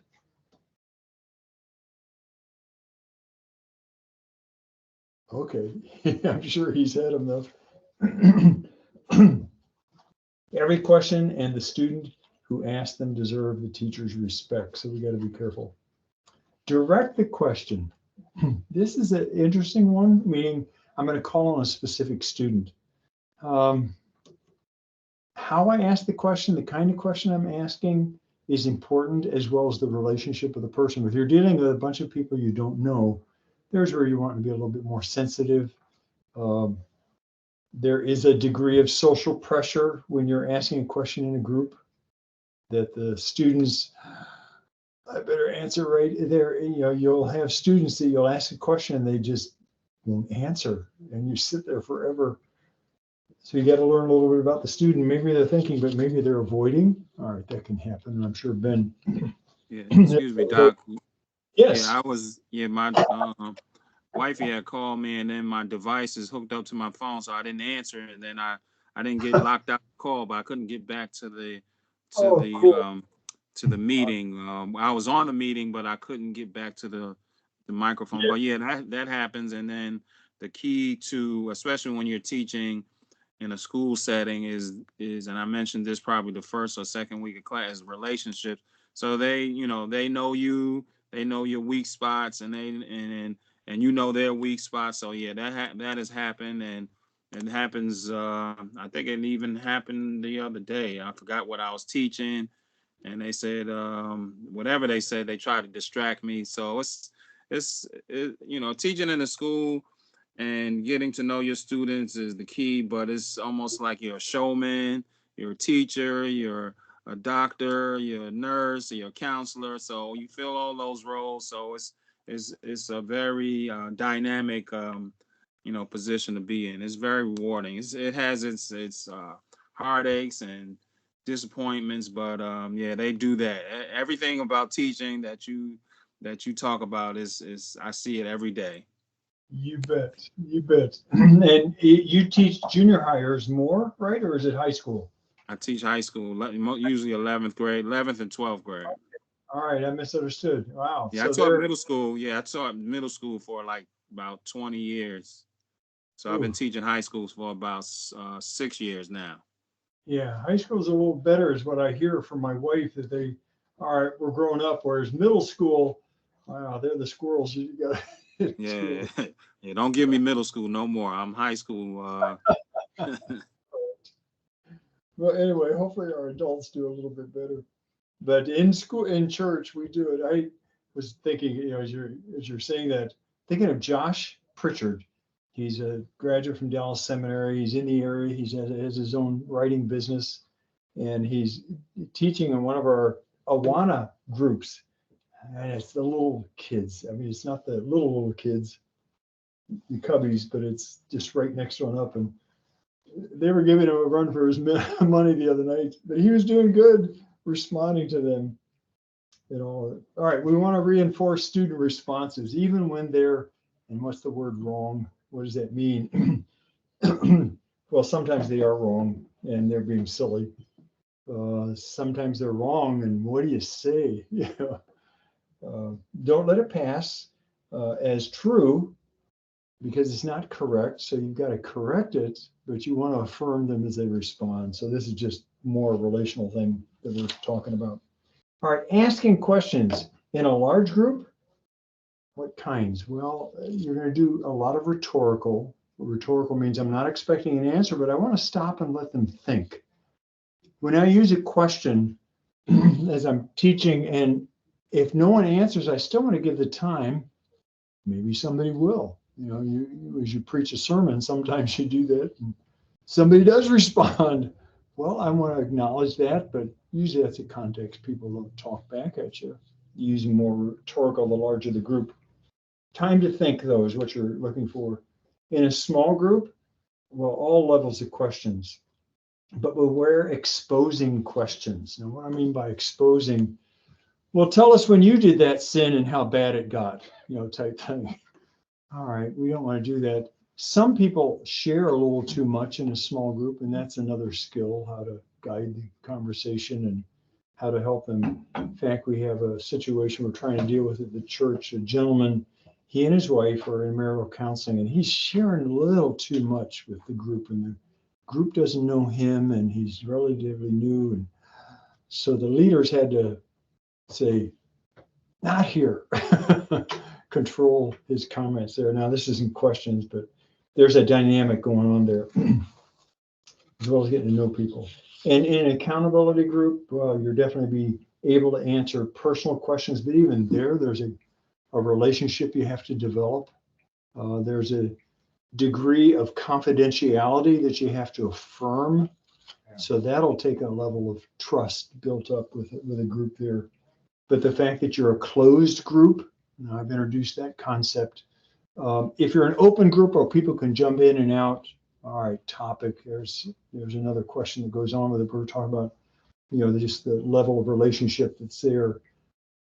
Then people aren't as open, and you probably shouldn't be as open with the personal issues of life. But a group, can get down to a level where you're definitely talking honestly. Like with our guys on Wednesday night, we don't know each other real well, but I think we're trying to talk honestly. We're not just talking out there theoretically, biblically, doctrinally.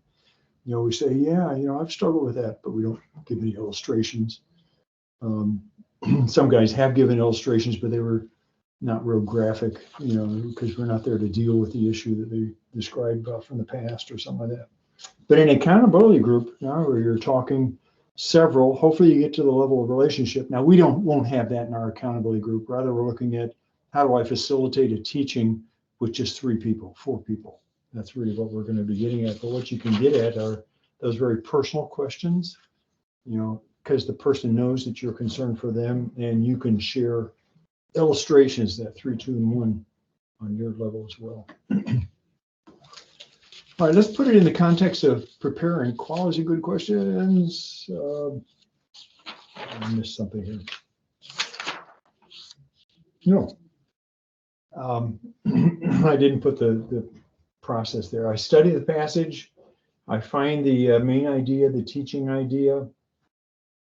I start putting together the lesson plan. You know, I go from the exegetical idea, the teaching idea. I think of the aims, the goals, the purposes that I want to accomplish. Write those out in light of the teaching idea, and then I start laying out the plan. And part of it is laying out good questions. So here's qualities of good questions here, the heart of the inductive method. The inductive, I'm trying to help the students to discover the truth. Even if it's a deductive lesson where you're saying, guys, here's 4 ways to love your wife. First, you know, second, third. All right, it's obviously what the point is, but now you're wanting to draw out the discovery of the implications and practical. All right, be precise. Look for specific things to ask about. Qualities of good questions. Important. We write a question, then we need to step back. We're limited in time, but we're also wanting to appropriately make the conversation, help the conversation, not make it, help it go to a deeper level of not only meaning, understanding. So we're gonna deal with a question and anticipated response at a good. That's good doctrinal. That's the understanding. Jesus is Lord. But if he's Lord, what about? So we're going to take that next level with the question. It's an important question. Not minor details necessarily, though you're going to start there as you're dealing with it. Purposeful questions. These are just qualities of them. Intended to guide to the discovery of the truth of the passage. Thought-provoking.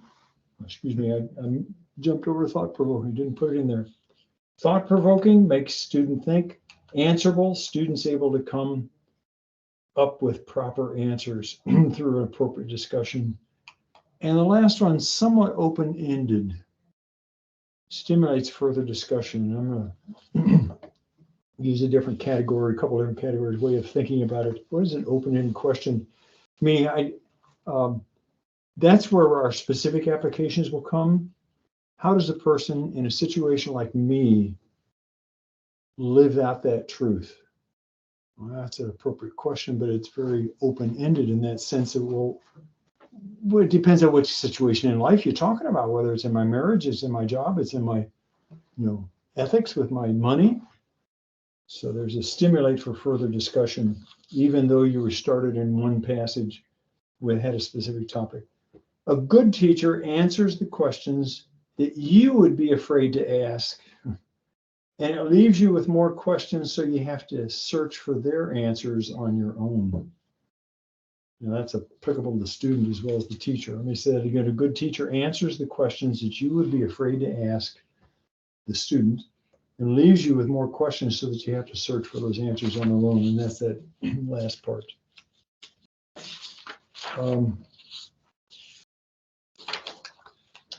Different kinds of questions.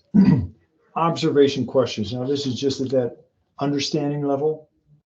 The goal of an observation question in the book section is really what I'm thinking of here, to help people to observe the passage.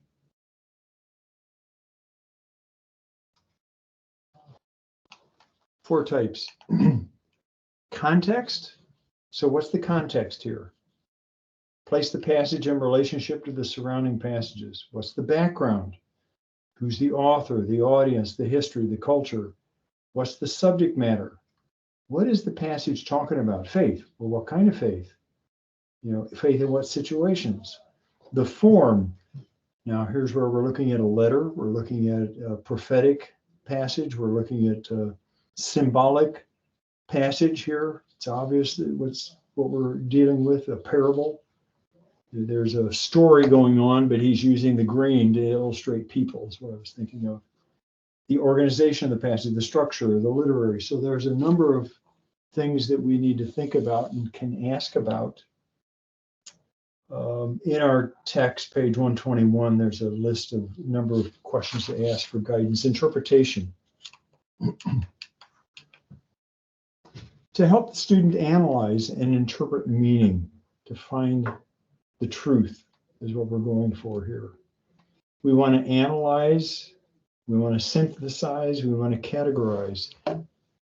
In our lesson plan, what I'm talking about is, I'm going to write out to the side question, but then I want to write the question and I want to identify what kind it is. Because then I'm looking down that right-hand side of the methods that I'm using, or discussion, or what Ben say, think, pair, share. But I've got to give them a question to think about, pair off, and then come back and dialogue about. But I'm looking at my methodology and I'm writing specifics because I'm wanting them to see what's in the text. I'm not just wanting to lecture it all, and I want to affirm what they're seeing. So we're still in the book section. Interpretive questions are more open-ended and often have more than one good answer.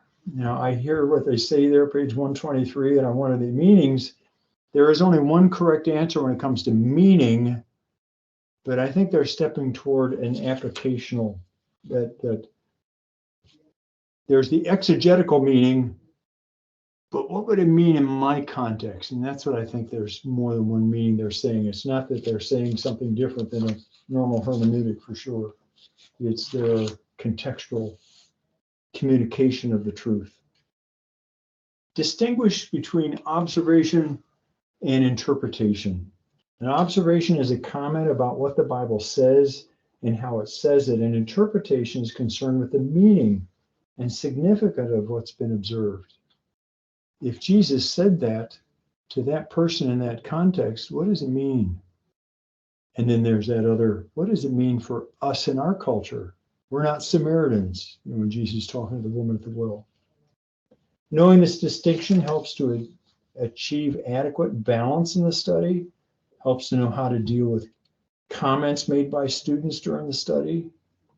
Observation must be accurate facts. Interpretation must be accurate conclusions. So we're needing to distinguish between the two. I think it means to me, we hear that sometimes in a lesson, okay, but I don't think that's what the passage is saying, is where our mind's going. So how do I bring them back? That might be true, but what about this? So I'm going to re-engage them with observation in the text because they got the wrong meaning.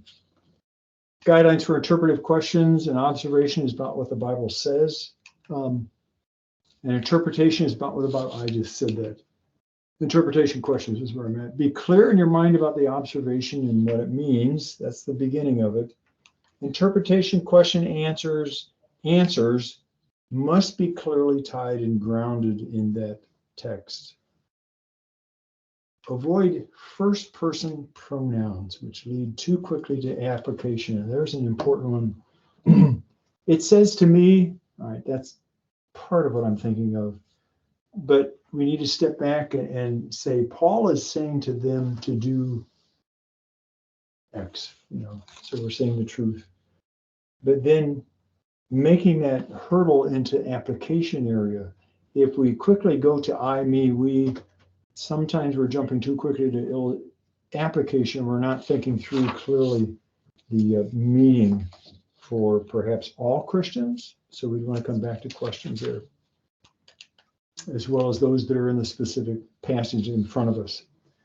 Application. We're going through a lesson. The hook, there's a number of questions that are there. We're raising the context, raising the big issues, raising maybe some things that are beyond the scope, but getting the answer from this passage will help us as we try to build an ultimate answer to a greater issue.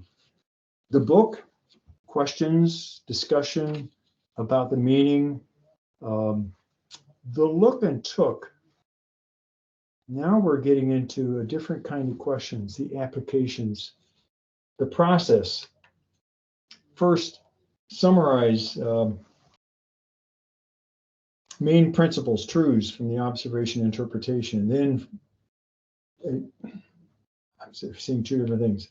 Then formulate questions to lead to stimulate general application, then personal application. My statements were out of turn there. There's a summary, and then there's the application is what I'm trying to talk about here, should be talking about.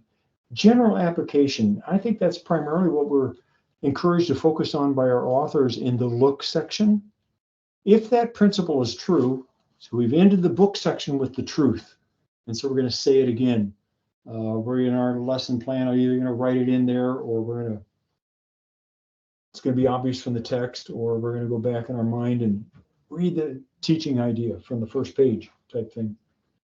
But general application, now we're going to ask in the look section, let's spend some time and say, how would Christians today live this out?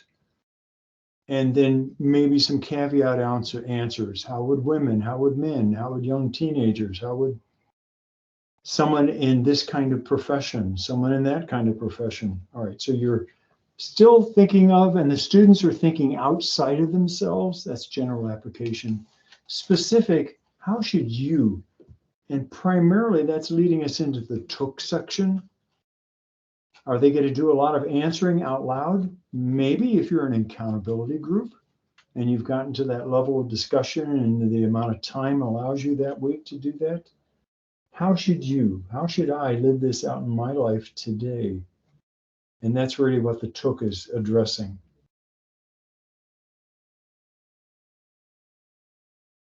As we're getting into the process. Types of application questions. Just a few here. Response. Some applications can be quick, immediate response, but some require the long-term reorientation of life and thinking. Henry Blackaby in his book, Experiencing God, I don't know if you've ever seen that. He just passed away last year or early this year. I don't know what you think of him, but he had some interesting questions there, or statements. And he said that the truth of the passage leads us to a crisis of belief.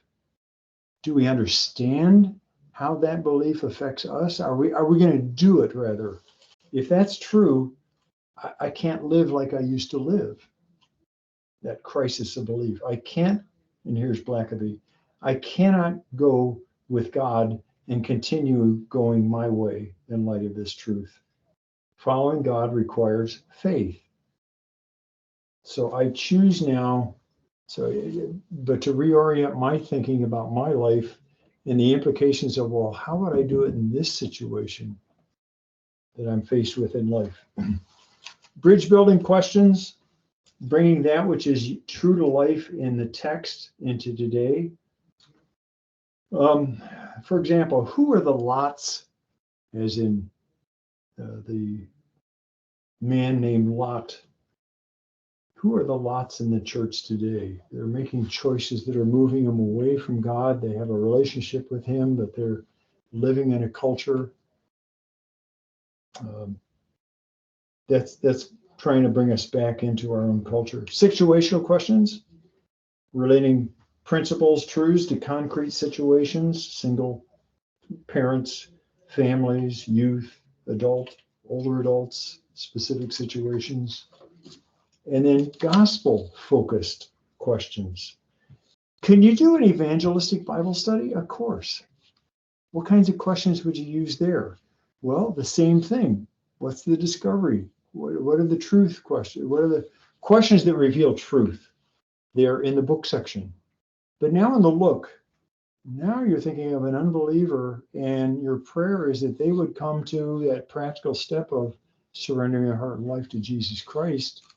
So do you really believe it? And if you really believe it, if somebody really believed it, what would it mean? I just read an article about Richard Dawkins. You know who Dawkins is? Yeah. He's a well-known atheist. He made a comment recently. He said, as he's seeing changes in our culture, and he specifically compared it to an Islamic culture and our Christian culture, air quotes. He says, I would much rather live in as a cultural Christian than in an Islamic culture. Now, whatever you think of his comments there, but here's a man who is seeing a context. And why is that true? I'd want to ask him, why does he not come to faith in Christ? Well, he likes the benefits of a Christian culture, but doesn't like the Christ of the culture is what's going on there. It's really. But gospel-focused questions is what we want to be asking. If that's true, why don't you believe in Jesus? All right, I've given you a handout, and that's what I want to end up with here. Take out the handout about questions, and let's look it through, because I threw a number of sources that I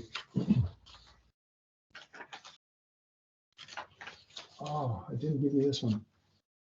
I didn't give you a handout that said teaching methods, did it? No. Nope, okay, I've got to go reproduce that one for you. But the one with questions, the handout says PS639, asking questions, tips for using Socratic questioning. And again, you can see the article this came from, because I was curious about how could I use Socratic questioning? I think it takes a lot more preparation, but it's a viable option if you have a group that really wants to engage and is willing to do pre-study. All right, flip to the back of that. And you sort of have to do a military flip. Now I lost. Okay, there's the second page. Oh, no, shoot. I'm sorry, I separated the pages. The first one, page 1, says teacher preparation. I jumped to the Socratic one, that was further back. 3 types of questions for studying the text. And Ben, this handout's there in the module as you open it up. If you open it up, I could totally confuse you because I was looking at page 3. But page 1, asking questions when teaching the Bible. That first section, teacher preparation. And here's a number of suggestions. Inter-sentence, literal or opening, text, analysis, beyond text. And you can see where that came from. Questions of clarification, though, and here's some questions just as we're looking through the text to use. For us, as we're doing our study, they're great for observation, probing questions, reason, evidence, but we can use these with the students and vary them. You flip to the back, questions about viewpoints or perspectives, questions that probe implications and consequences, questions about the question. So there are a number of kinds, but they're not structured. This handout was not structured like I was just talking here, and they were presenting in the book according to our purposes. The next page is the Socratic teaching method.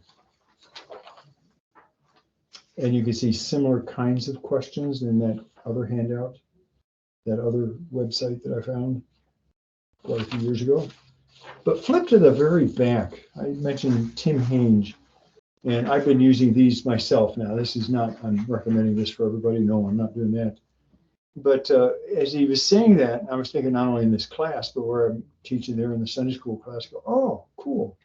So I'm going to try these. And so I'm working with them. There are hook questions. I want a reaction. They engage, they spark curiosity. They're not necessarily answered by the content, but they're an application of the truth. So it could be very broad, life-oriented. The student ultimately has to think through, but it's the question that culture is asking type thing. But I'm hooking them concerning the topic. And then for the need to get it in the text, because the text is going to talk to this topic, this question. It's going to add to it. A leading question. How is it different than a leading question? A hook question, I'm not necessarily looking for them to answer, but it's engaging with them. A leading question, I'm directing the student. It's to be answered by the content. So here's your transition questions. You use leading questions. If Jesus said that, then why did he say this? if God is sovereign, then why doesn't he deal with evil? That's the question we were dealing with on Wednesday with your sister there in class.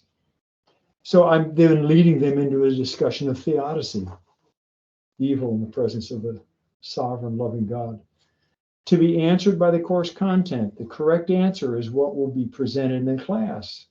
So I'm setting up something that I'm going to answer, and I want to intentionally direct their thinking there. It might take a process, a couple steps in my teaching outline or in the passage to reveal that answer, if you're using exposition of a passage, but that's where you're going. A guiding question is to explore content. There's where it comes like to the Socratic, as I understand the Socratic. We're going to bring up the question again. The answer requires explanation done in class, clarification there. When we were talking about the decree of God and the theodicy of God there on Wednesday, I used a couple guiding questions at the beginning. I can't remember one off the top of my head here. With evil and in its presence, that's ultimately where we're going with theodicy. But the decree of God, does it involve everything? If so, do we have free will? All right, so we probe that with some questions and very practical ones. Essential questions, Tim says there are essential questions that we ask for critical thinking and further inquiry. That might be one that we're asking in the beginning that hooks the people, because it's one of those ultimate things, but the lesson isn't necessarily going to answer it. In fact, it requires that personal. It's an essential thing. I can't answer it for you. You have to answer it. And you might be asking those at the beginning, knowing that you're going to come back to it. And there's a good technique, the bookends. I asked the question at the beginning. The answer may change or evolve as knowledge deepens. Now, the truth doesn't change. So you hear that then it's more the practical. So the answer for one person might be a little different because I'm saying practical application. It's for ongoing thinking and inquiry beyond the classroom, more than likely. So there you're really stepping toward the look and took part of those questions. So I like those that were simple, but yet I've used this listing just to sit down and think, how could I say this a little differently? Ask them a little differently with the questions. So, comments, anybody? Confusing? What I'm going to do, I'm going to duplicate this one and give it to you. It's there, Ben. You see it in the handout. 150 teaching methods. Where did I get this from? Founded back in 2016. University of North Carolina, in UNC. I think is what that is. So look, just bombard yourself with different things you could be doing. This is for teaching. It isn't necessarily teaching the Bible, but boy, we can use a lot of good tools methods to help people in our teaching. We take a quick 5-minute break, and then I'll reproduce this, and we'll come back and look at your lesson plans and talk about it a little bit, so then we're ready for next week. 5-minute break there, Ben. Okay, thank you.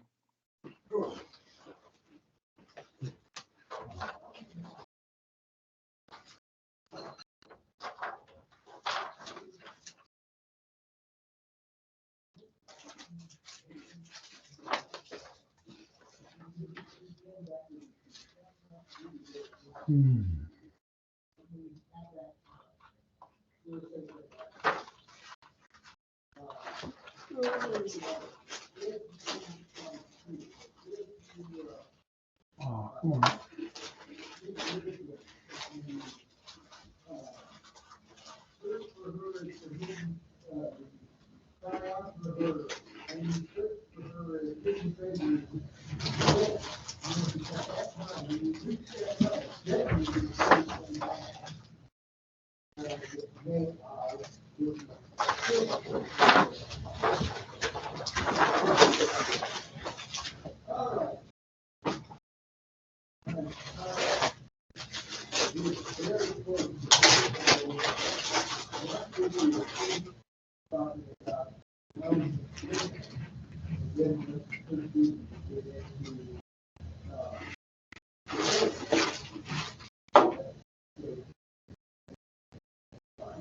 All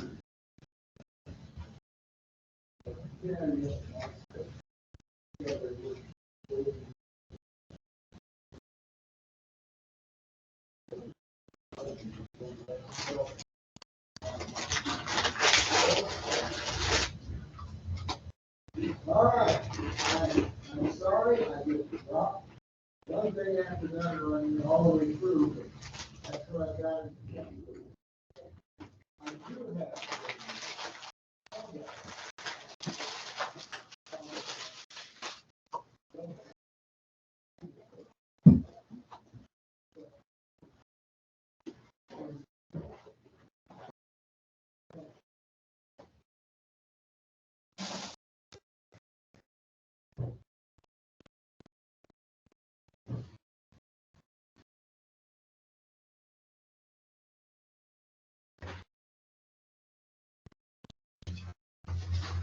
All right.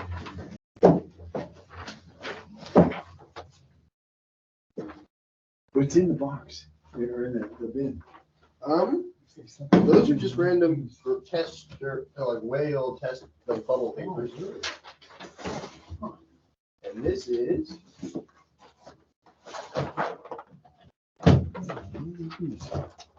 Pencils. You need a pencil? I think I got one or two. Number 12. Oh, Oh, that's a paper. Who did this come from? I have no idea. Henderson. That's, I'm asking out loud there, Josh. Let's see, Houghton Milton Teachers Resource Files, Math, Exams, and Look at Answers. these. Answer sheet. Geometry. The Christian school that was on campus used to, Oh, Blue Ridge. use that room. And they just came in and cleaned a bunch of things out. And I wonder if somebody set it in here and forgot about it. Oh, yeah. Geometry team test. High school trigonometry team test. Ooh, fun stuff.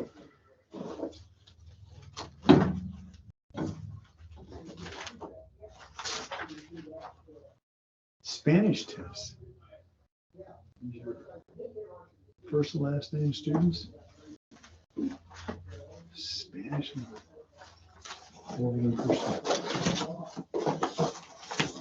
We haven't used these in a long time. Yeah. We were noticing that. Pardon? We were noticing that.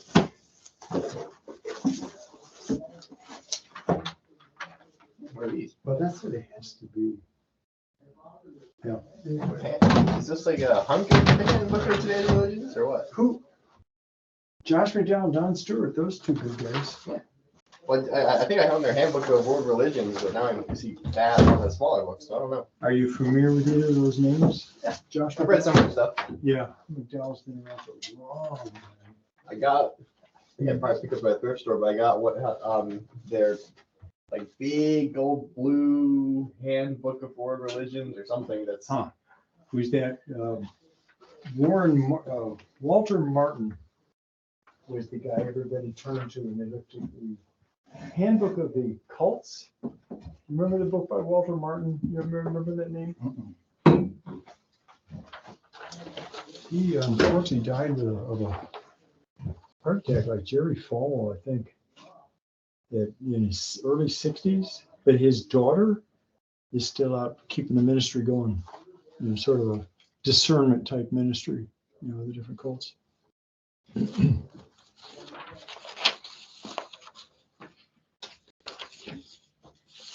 Just in case you ever get bored of stuff to teach on, just pick a cult and start your own. Hey, there's a lot of people that do, don't they? I think I'd make a great cult leader. I'm almost organized enough some days.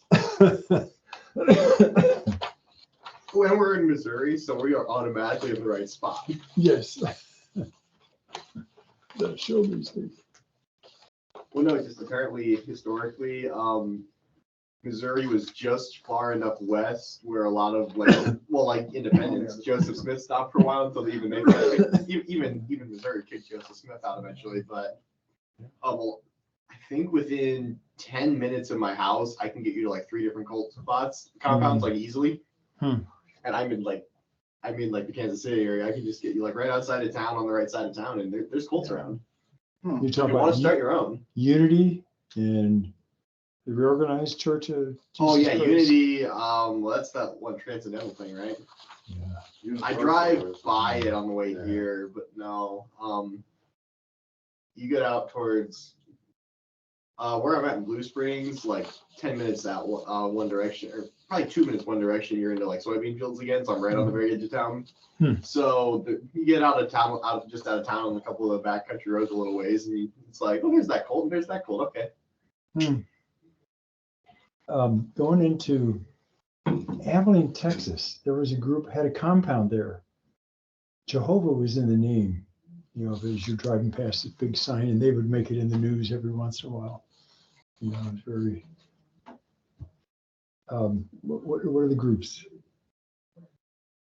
Christian Israel or something like that? Talking Something with Jehovah's Israel. Witnesses Yeah, or they're Pardon? Hebrew Israelites. Hebrew Israelites? No, Yeah. I wouldn't know. Something a little different, but Okay. they had Jehovah in was there. it Jehovah's Witnesses or a different one? No, it wasn't Jehovah's Witness. Okay. It was a cult. They were a compound. They had a commune. Okay. They lived there type thing. There was one small farm town where we used to live up in Minnesota.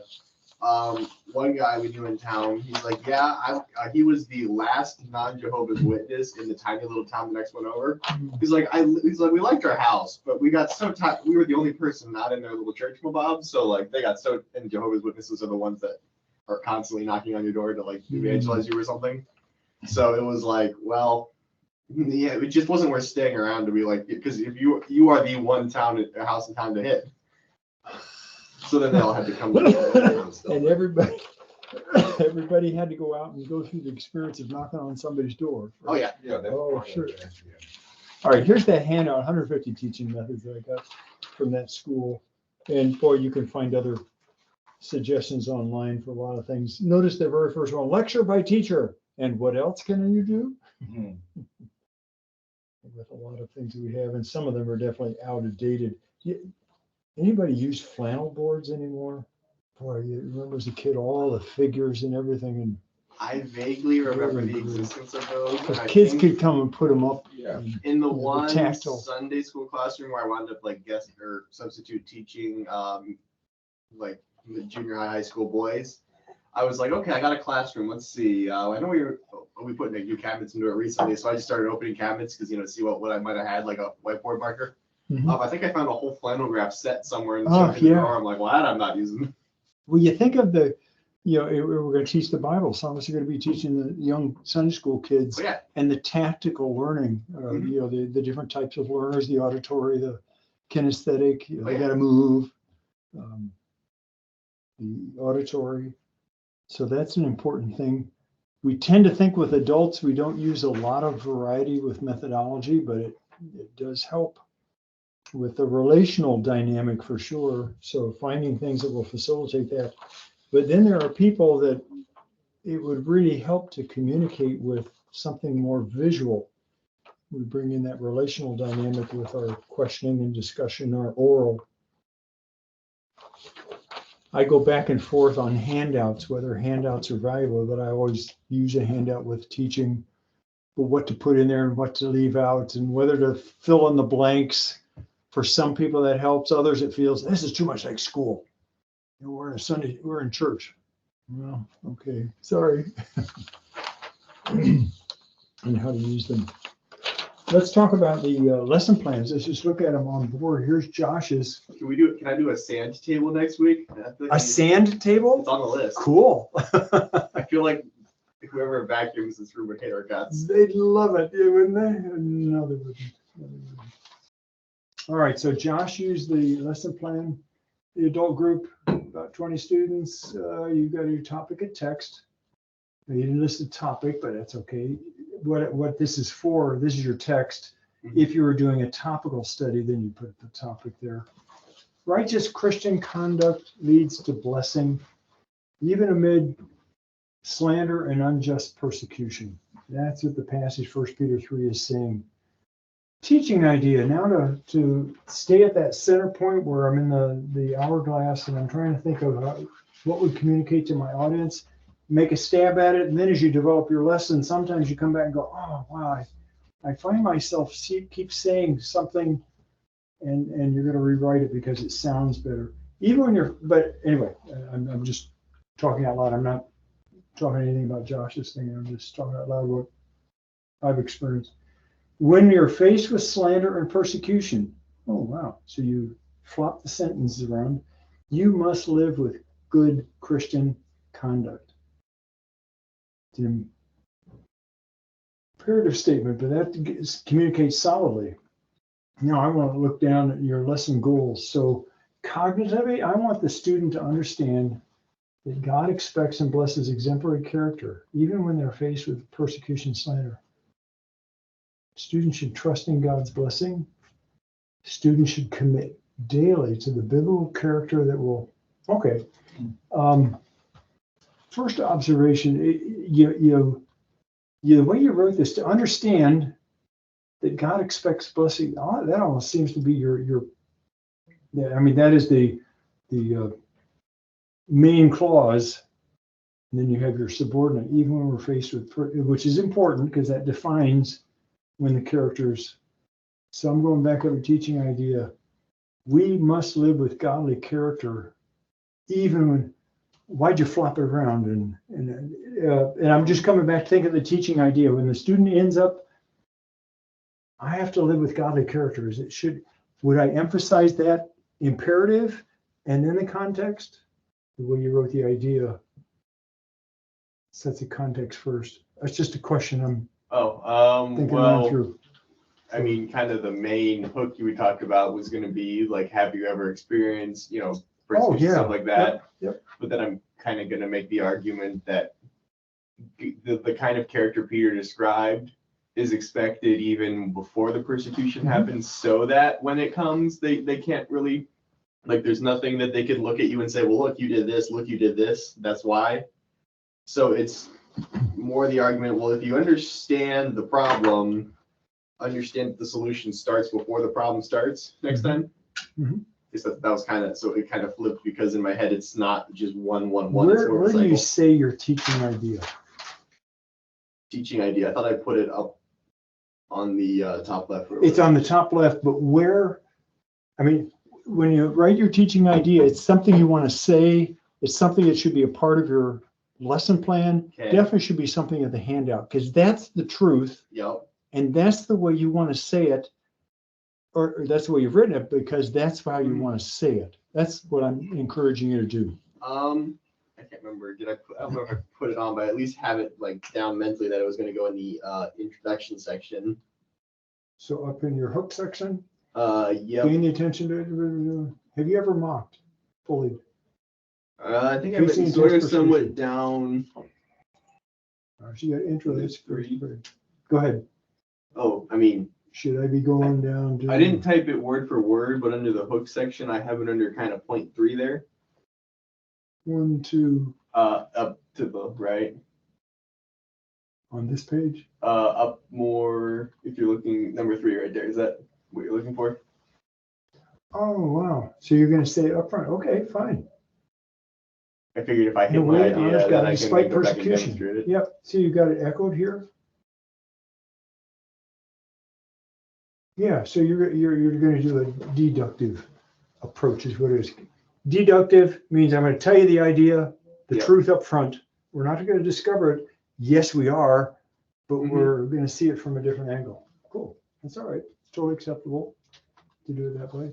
All right. Now you're going to go into, all right, the second one, affective, they should trust. So I'm assuming you're going to talk about somewhere, maybe examples as you're going through the text. Again, you looked at the text. I haven't. More, I mean, you talk about affective. It's not just what do you know, it's what do you believe. So it's not do you know that God blesses you, it's do you actually like trust it and believe it when it comes. But then you're going to come back somewhere, probably in the work section, and bring back to, okay, we talked about it in the text. Now let's look at it a little bit more. Behaviory. Commit daily to the biblical character. How is that different than affective? Now, here's where, let me just make a clarification on thing. When we're doing a lesson plan, it feels to me to try to force, okay, now we're going to have a section where you're going to spend 5-10 minutes on thinking practically, Okay, maybe depending on the lesson, depending on the truth, depending on the passage, it lends itself to more chewing on the application. So I'm just coming thinking of the behavioral. Students should commit. Students should trust. Sounds like the same thing. That's all I'm saying. Okay, at least So in my head. what could we do to show? Is there something that's in the text, or meaning specifically, or is there a statement that they would need to process? I mean, he gives like the character qualifications that you're supposed to have. So at least in my head, it's one thing to trust in God, like in other words, to believe that God blesses even in the midst of persecution. It's another to live like it. Is there a tangible? You're in the took section. You're not going to do a lot of talking about it, but you're going to say behaviorally, I want my student to commit to one positive character trait. You hear how that's definite? Yep. That's what I'm thinking of. When you think of the behavioral, think of something definite. The affective is moving in their heart, so it just sounds like it's similar. The biblical character, they should commit this week to emphasize one character quality when being tried. You know, because then what that gives you is something to talk about. Yep. When you're writing it that way, you see? Mhm. Okay, cool, good. Now here you're in the lesson, PowerPoint. You're going to use PowerPoint throughout. Okay, that's good. That reminds you where you're at. I was thinking more of the questions. Invite students to observe the text. Here in the methodology part, this is what you want to do. Observe. Good. What's the question? It's on the left side. What are I questions? gave it. Okay, good. I basically put it where sometimes I like wrote my transition statement in. Good. But it was more if I put in other words, I don't want to answer the question before I ask it, so I put the question on my note side, so I never ask it. But as far as like methods, like actually putting in bold on the right, actually ask them as the question. That was at least in my head. It was sort of the question is about the text, so it's on the text side, but at least I can then see where I'm supposed to ask them. Fine. Is you make the lesson plan work for you. Don't try to force something that doesn't work. Maybe as you're dealing with another type of text or something else, just on the left side, it's just going to be textual data, textual information that you want to make sure you say, you cover. Okay. And then put the question, but make the lesson plan work for you. So if that's what that says to you and you put it in bold, good, cool. Because you're going to use that here. Same thing, you've got questions throughout is what I saw here. And you've written the questions in. That was the main thing. Where are the questions? Yep. Because write it out, because then you can see the kind of question. Why is good Christian conduct important in persecution? Okay. Now I'm doing more than just observing. Cool. There's another bold. Peter concludes. All right, let's go to the end. So here the look. Relate the truth to life. That's what you want to do. Provide opportunities to. And so here's the things. These are the things that you want to do. Yep. But these are the actual questions, is what I read. I went to the other one and copied and pasted those in, so I have them like bulleted for me. Where it's like, okay, I'm supposed to do these 3 things now and say this part. At least in my head, that made sense. Yeah, but what you've got here is what I would encourage you to do. Yep. Again, adapt your lesson and your lesson plan, the structure here, to what would help you to accomplish this discussion, case study you got. In what ways do Christians face? Good questions. Snide comments at work, and here's a situation they got to think it through. Is that a case study to think this through, like right here, or is this setting up something after? It was more because I figured we got like 20-30 minutes. So I mean, if I did a whole discuss, especially since it's supposed to be a large group, if you plan a whole, I mean, there's only 3 of us obviously, but or 4, I guess counting you. But so for me, it was more if we understand. I'm good. Before I really get into the text, I'm going to give the brief background that First Peter was written to people in persecution. So that's what Peter was looking at. But talk about the modern context. Well, what kind of persecutions do we go through today? And then have a specific case study that might actually fit, like the reality of people in the pew, if that makes sense. What are you gonna do at the end of it? You've given the case study, and now, I guess I expected here there'd be a final discussion point, number 3 type thing. You have number 2, or is it relate to number 2? It was more points 1 and 2 then lead us into the case study. Once you understand the general truths of the case study, then all of a sudden you turn around and go, so if that's how Christians are supposed to behave, how about you this week? At least that was in my, that's kind of how I got to the took. One thing you could do maybe to help, I'd want to spend more time with them. Like I said Yep. earlier, I didn't look in detail to think it through, but one thought I have, where are you going to say your teaching idea? Should you say it at the beginning?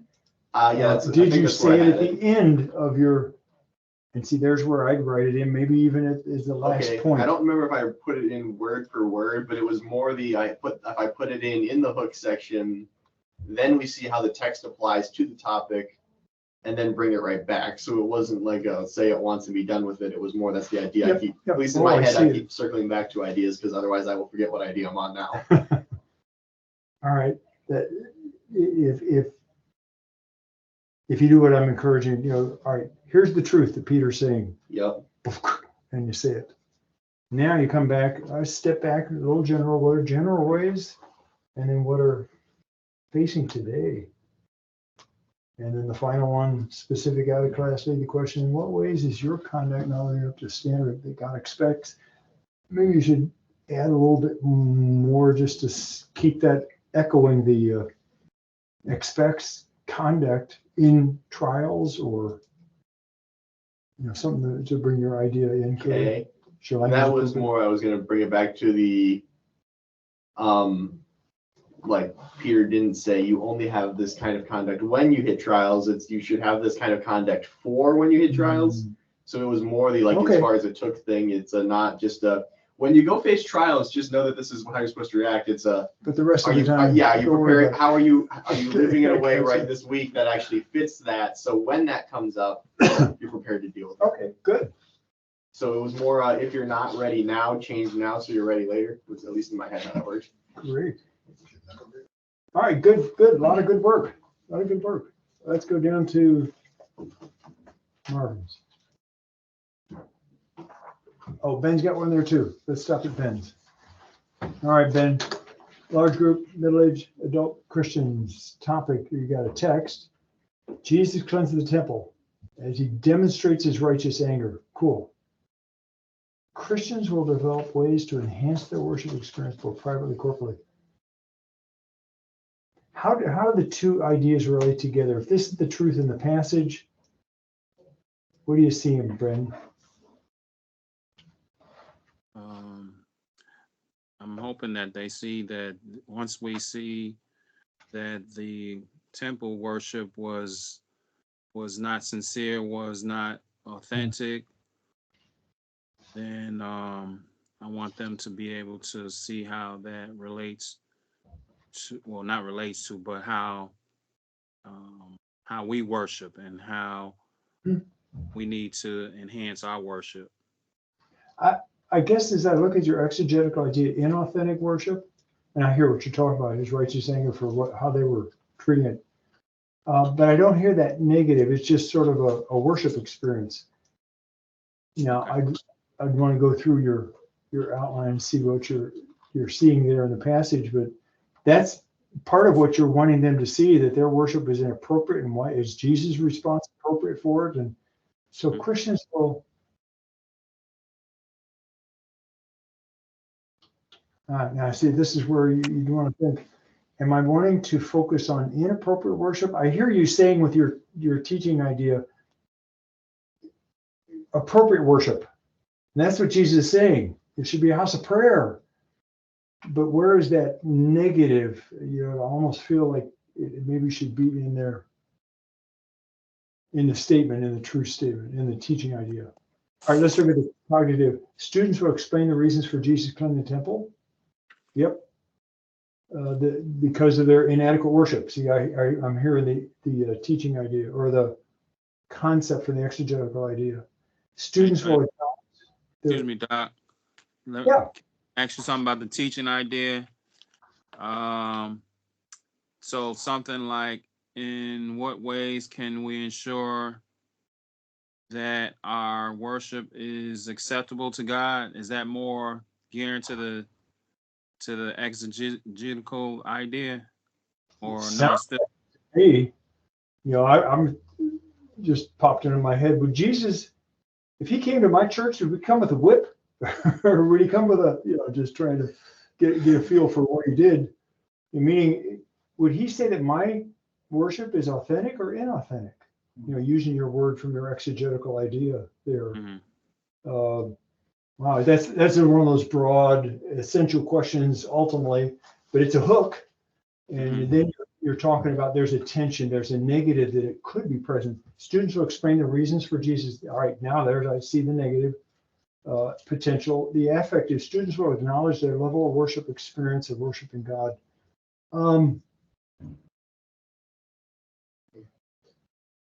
Are you with a goal, an aim? I want them to believe that their level of worship experience, where is that negative element?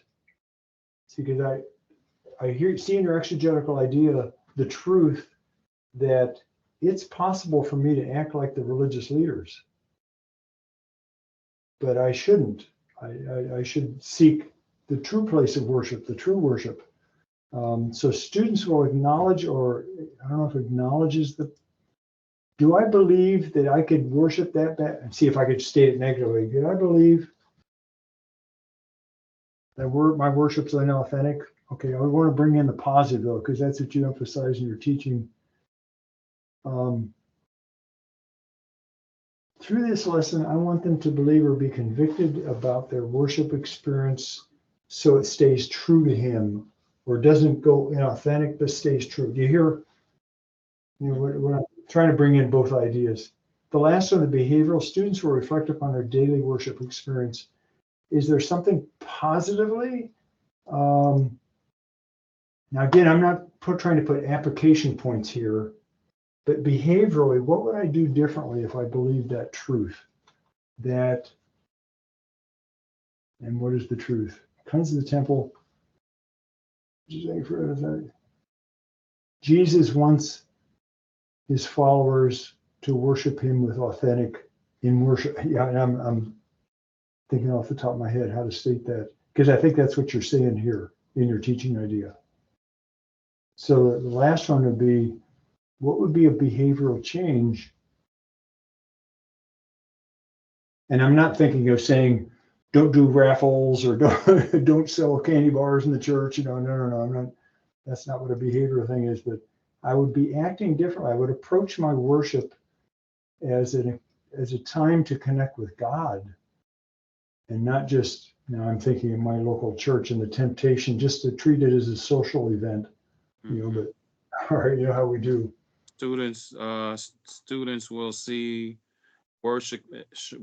This is off the top of my head too, Doc. Worship experience as a lifestyle. Yeah, commit to worship as a lifestyle, and then what that does, then that gives you the opportunity and the look and hook. What would it mean to actually commit to? What would be that lifestyle for us today? And what kinds of commitments could we do in our church? And students are going to look at you and say, "Oh, he's trying to tell me what to do 1, 2, and 3." And you say quickly, "No, I'm not. I mean, this is something Jesus wants you to connect with him when you come to worship." And so what would it take for you or people like you? Preparation. We as a church providing a nursery to allow adults to, that's one of the things we do as churches, so that we can facilitate authentic worship and not distracted worship. We debate on whether to have a nursery or not at times in churches, but okay. Go on to the hook. If Jesus came to your church today, what might cause it? Hey, there you go.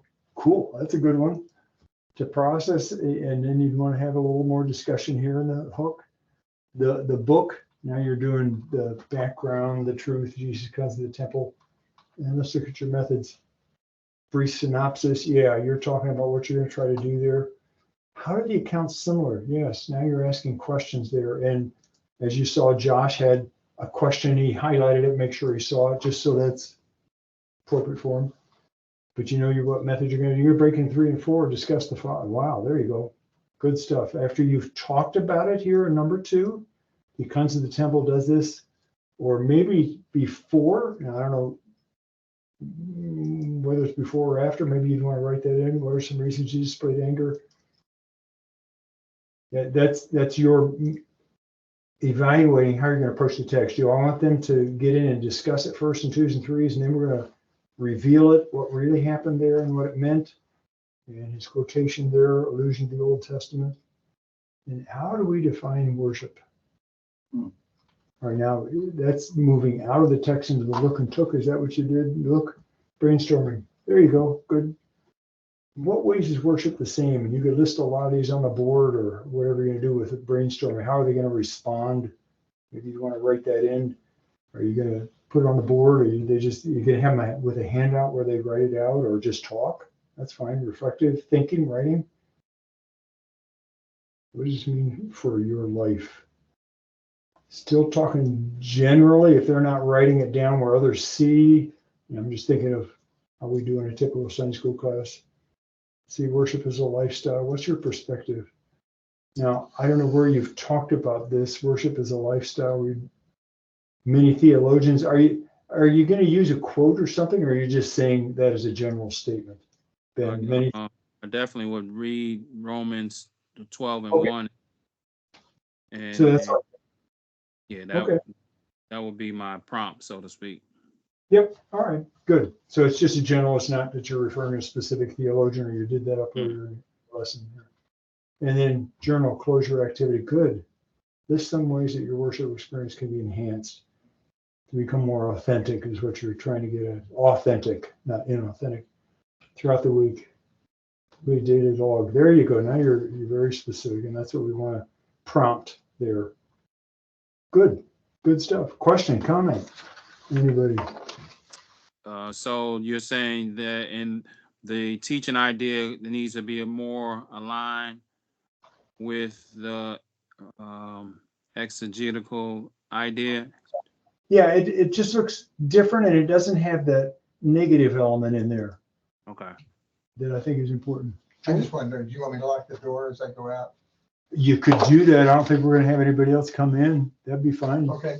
Thank you, sir. Bothered by anybody except security, hopefully. Yeah, thank you. Okay. All right. Anything else, Ben? No, that was some good tips. Thanks. Good. Let's go on to Marvin. All right. You've got Luke 15, parable of the Lost coin. lost coin in the middle here. It's not the sheep. It's not the sun coin. Right. Exegetical idea. You got a question. What's the idea there? Who's in their right mind would not do this? An exegetical idea is a statement of truth. So you got it there, but you put it as a question.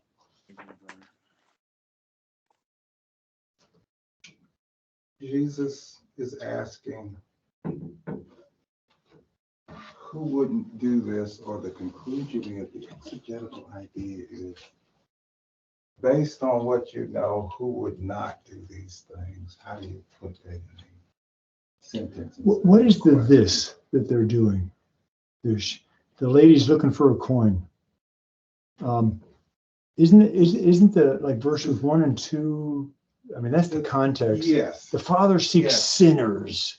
Yes. And in that culture, they were- said it with a sneering S, sinners. Why does he get around sinners?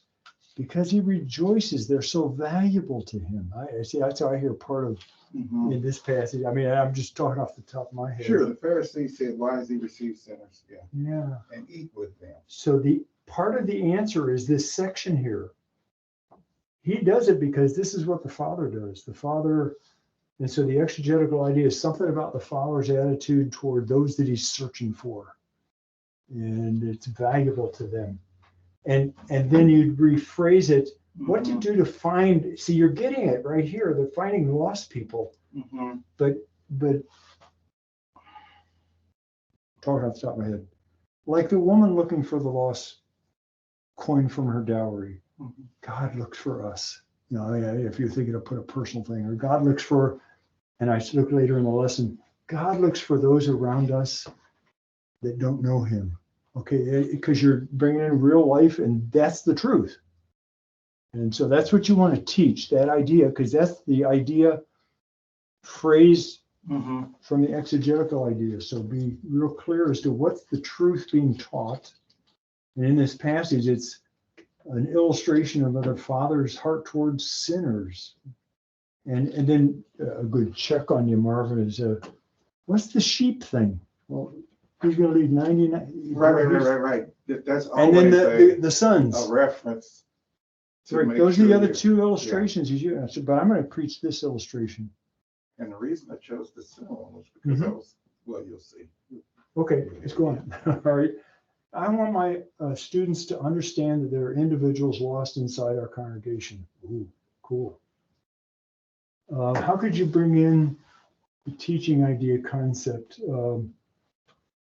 And this is where you're, as you're exegeting the passage, you're seeing the diligence of this woman and thinking through, it's her dowry coin. Isn't that what I think most commentators say? It's, Well, that's, what would be the that significance? or out of her garment that she would have worn that adorned her, but it was valuable. The Regardless value, of- Yeah. that's what's going on there. Yeah, And that's in all of them, value but it, yes. this one in for sure. There are, and so maybe bringing that wording in that you've got your idea there. Definitely to understand that. We got to know these people like that. Affectively. That they can be found. I like that. Because that's what we got to believe, because we might want to reject them like the Pharisees did. When that really fits the passage. And we do that too. Cool. And the last one, here's a strategy for finding those. Write it out.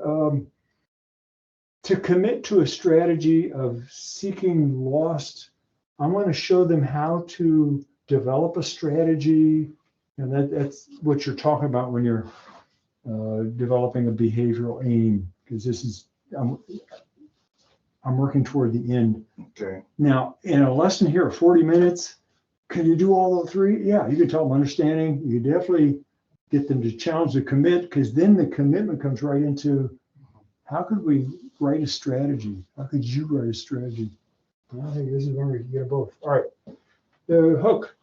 Has anyone ever lost their car keys? Cool. We got lost things. Get us going here. Lost any set as part of the set. And then your what would be your transitions here? I forgot to look at Josh's there and Ben's, but what will get me into the book section? Didn't talk much, but here's where a question comes up. Either the question that you write that the exegetical idea or the teaching idea is the answer to. Use that here. If it's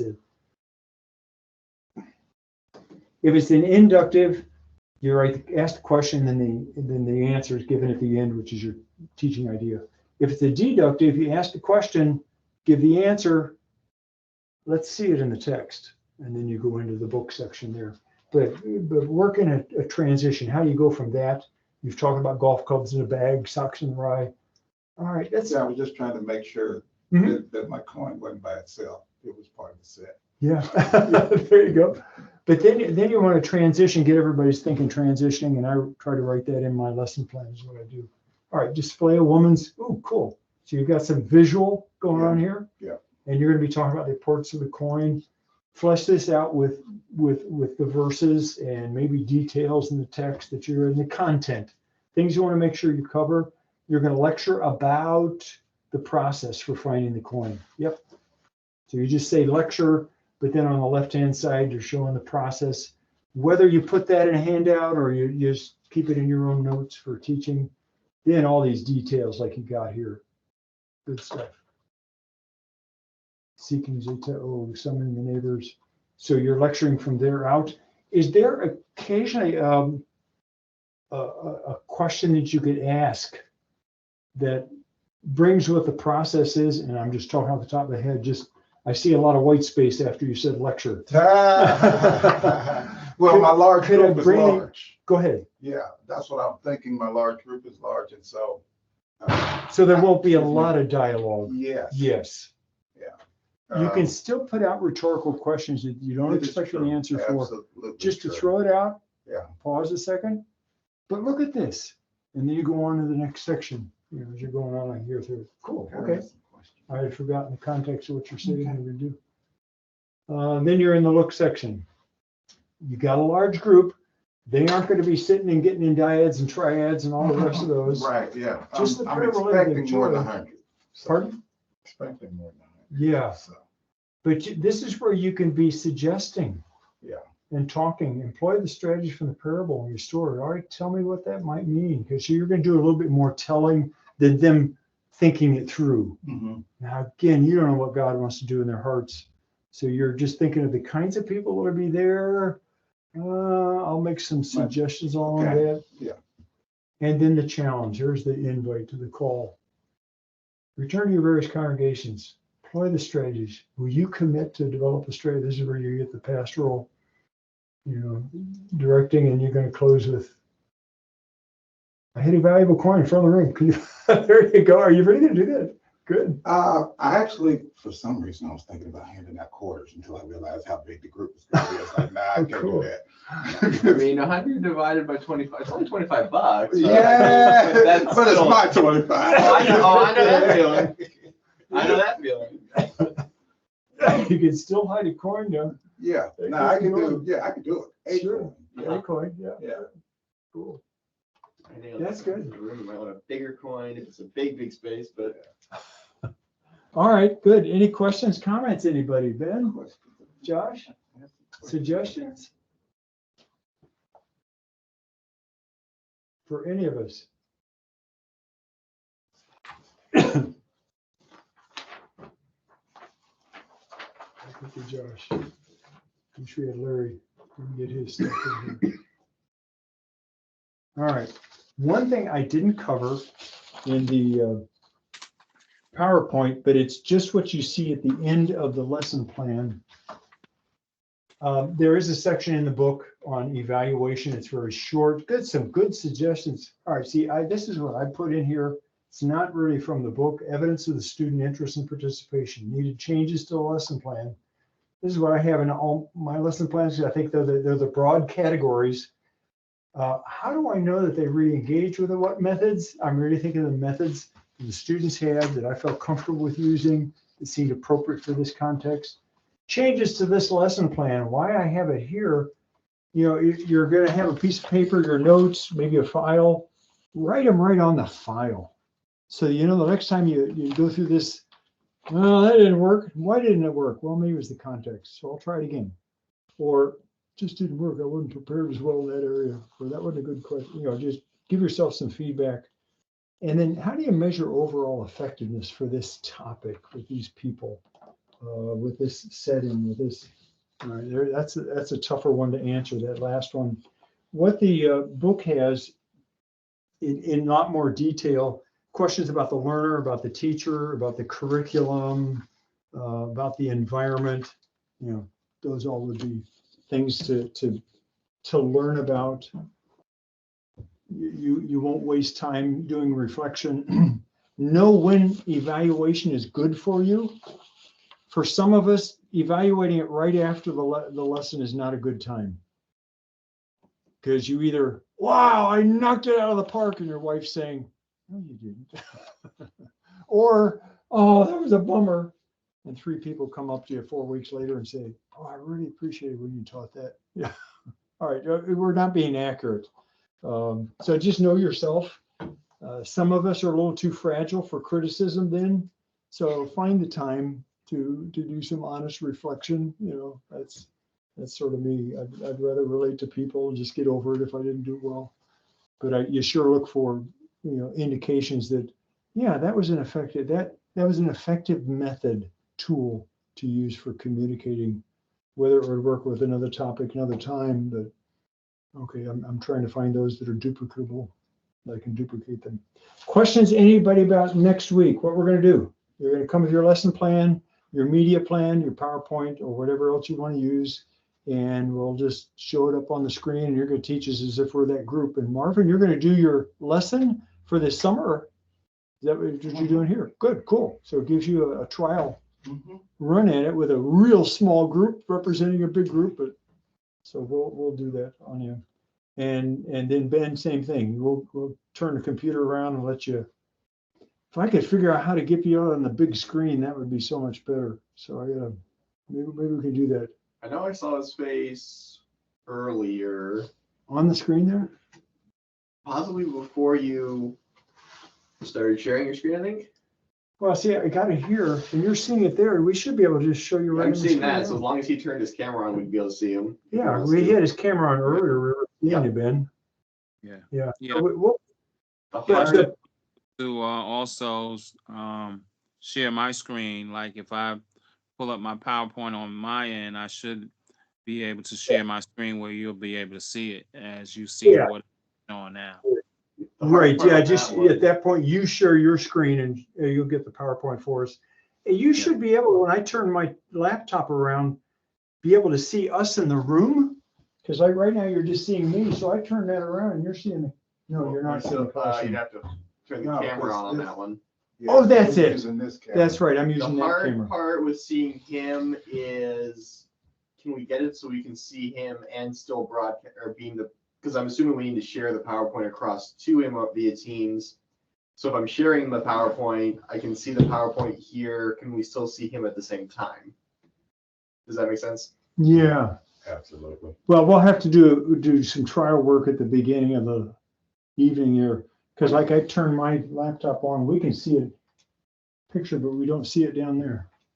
So I'm wondering if he's probably not seeing you in the classroom because we need to have you see the students here, but we'll Okay. try to figure it out.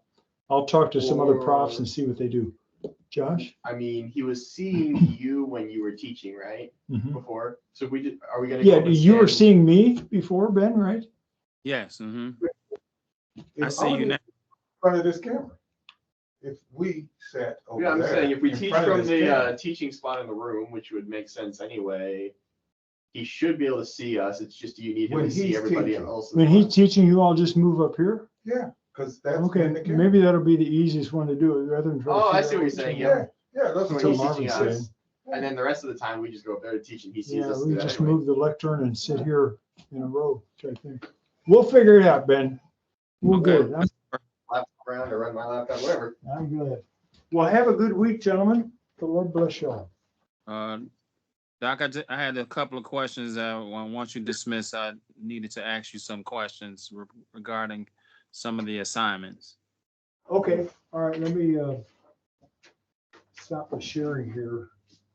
But go ahead, ask the question or.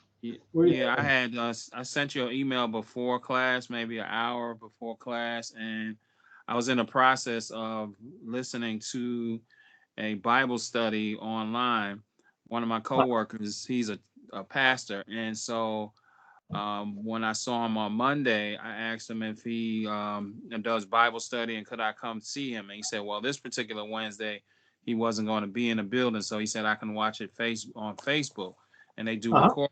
And so when I went to Facebook and looked up his church, the teaching that he was doing, it was a recording of a sermon. And so, so my question is, well, last Sunday when I was hoping that another Sunday school teacher would be teaching, which didn't happen, I was hoping to observe that lesson. That didn't happen. Then so we go to Wednesday, and the pastor. And so I'm wondering, so I can go on and get my third observation and do the following assignment.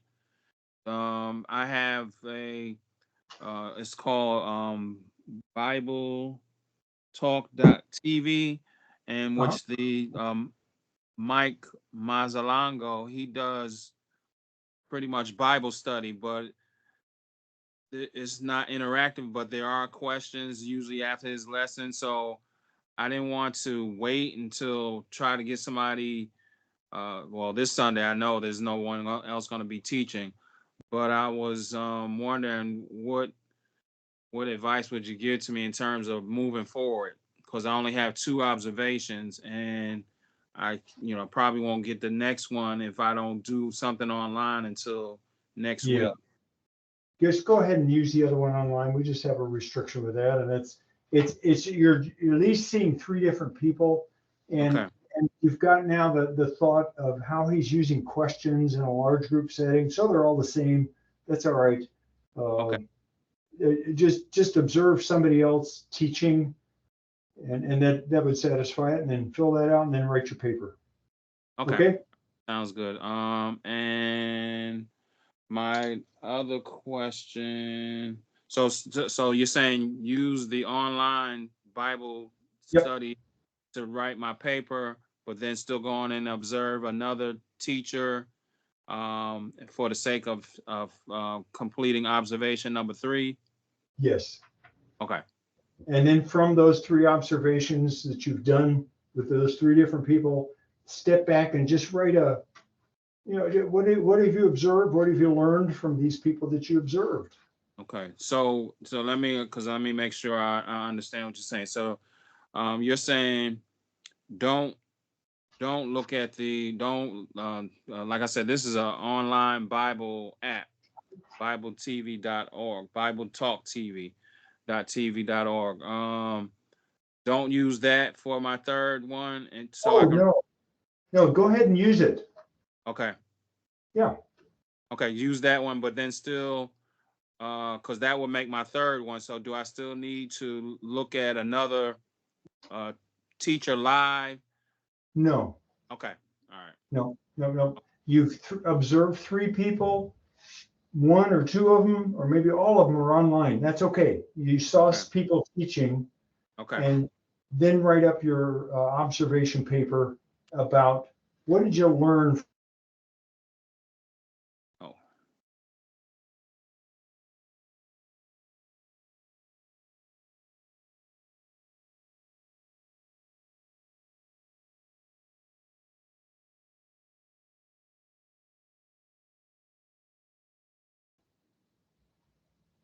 I'm back.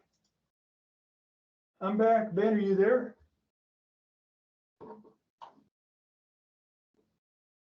Help. Ben, I'm here. I hit a button or something. Yeah, I'm back on. Okay, so that's good. I'll be able to get that done. Definitely won't be tonight. No, That kind of threw me off. But and also on the email, I did kind of let you know. Just got a lot going on. I have a preaching assignment. Yeah, preach. Shoot. Yeah, you saw the email already. I sure did, and what I said in my response. In fact, my computer was not. I graded some things in Canvas and it didn't record them. And so that might have been my email stuck out there somewhere. Okay. I responded, I said, focus on the sermon, get that done, do that well, and then do the observation and the observation paper after. Okay. Definitely be ready for next week. Okay. Okay. Yeah, I'm taking off Monday to finish with my wife's car. I tried taking it in yesterday, and yeah, so they said I have to get some more work done prior to the wheel alignment, and so that kind of threw me off as well. Yeah. Let me ask you this, Doc, and I'll let you go. So when listening to your comments, thanks so much, Doc. I'm really enjoying this class because I love to teach, and so for my behavioral, can I have something like students will commit to a worship experience that reflects a lifestyle that is pleasing to God? Yep, because that's something tangible. It isn't the tangible, what the strategy is, but that's what you want to do in your lesson. I want them to commit to. Right. Now, then, as we've talked in that took section, okay, that's something they're going to apply when they get out of class, but that's going to be what you're going to challenge. Okay, and for the affective, students will be sensitive to God's level of expectations. Yeah. Is that kind of what you?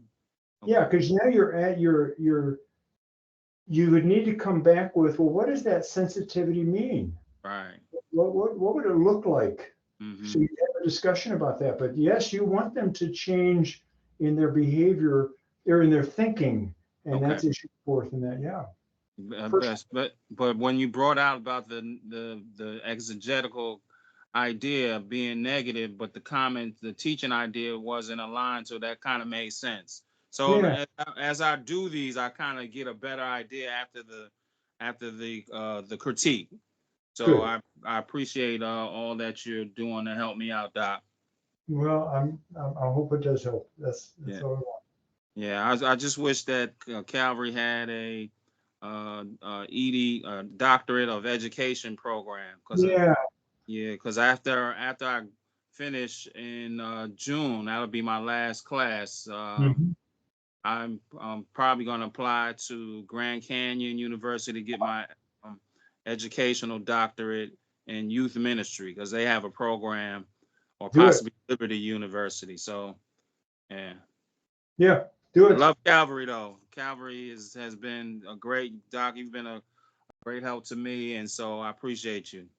Thanks, Ben. Thanks, Yeah. Ben. Well, Appreciate you you. you have a good evening, and praying for your daughter. Thank you very much. Thank Okay. you. Take care. God bless you. You bet. Bye-bye. All right. Bye.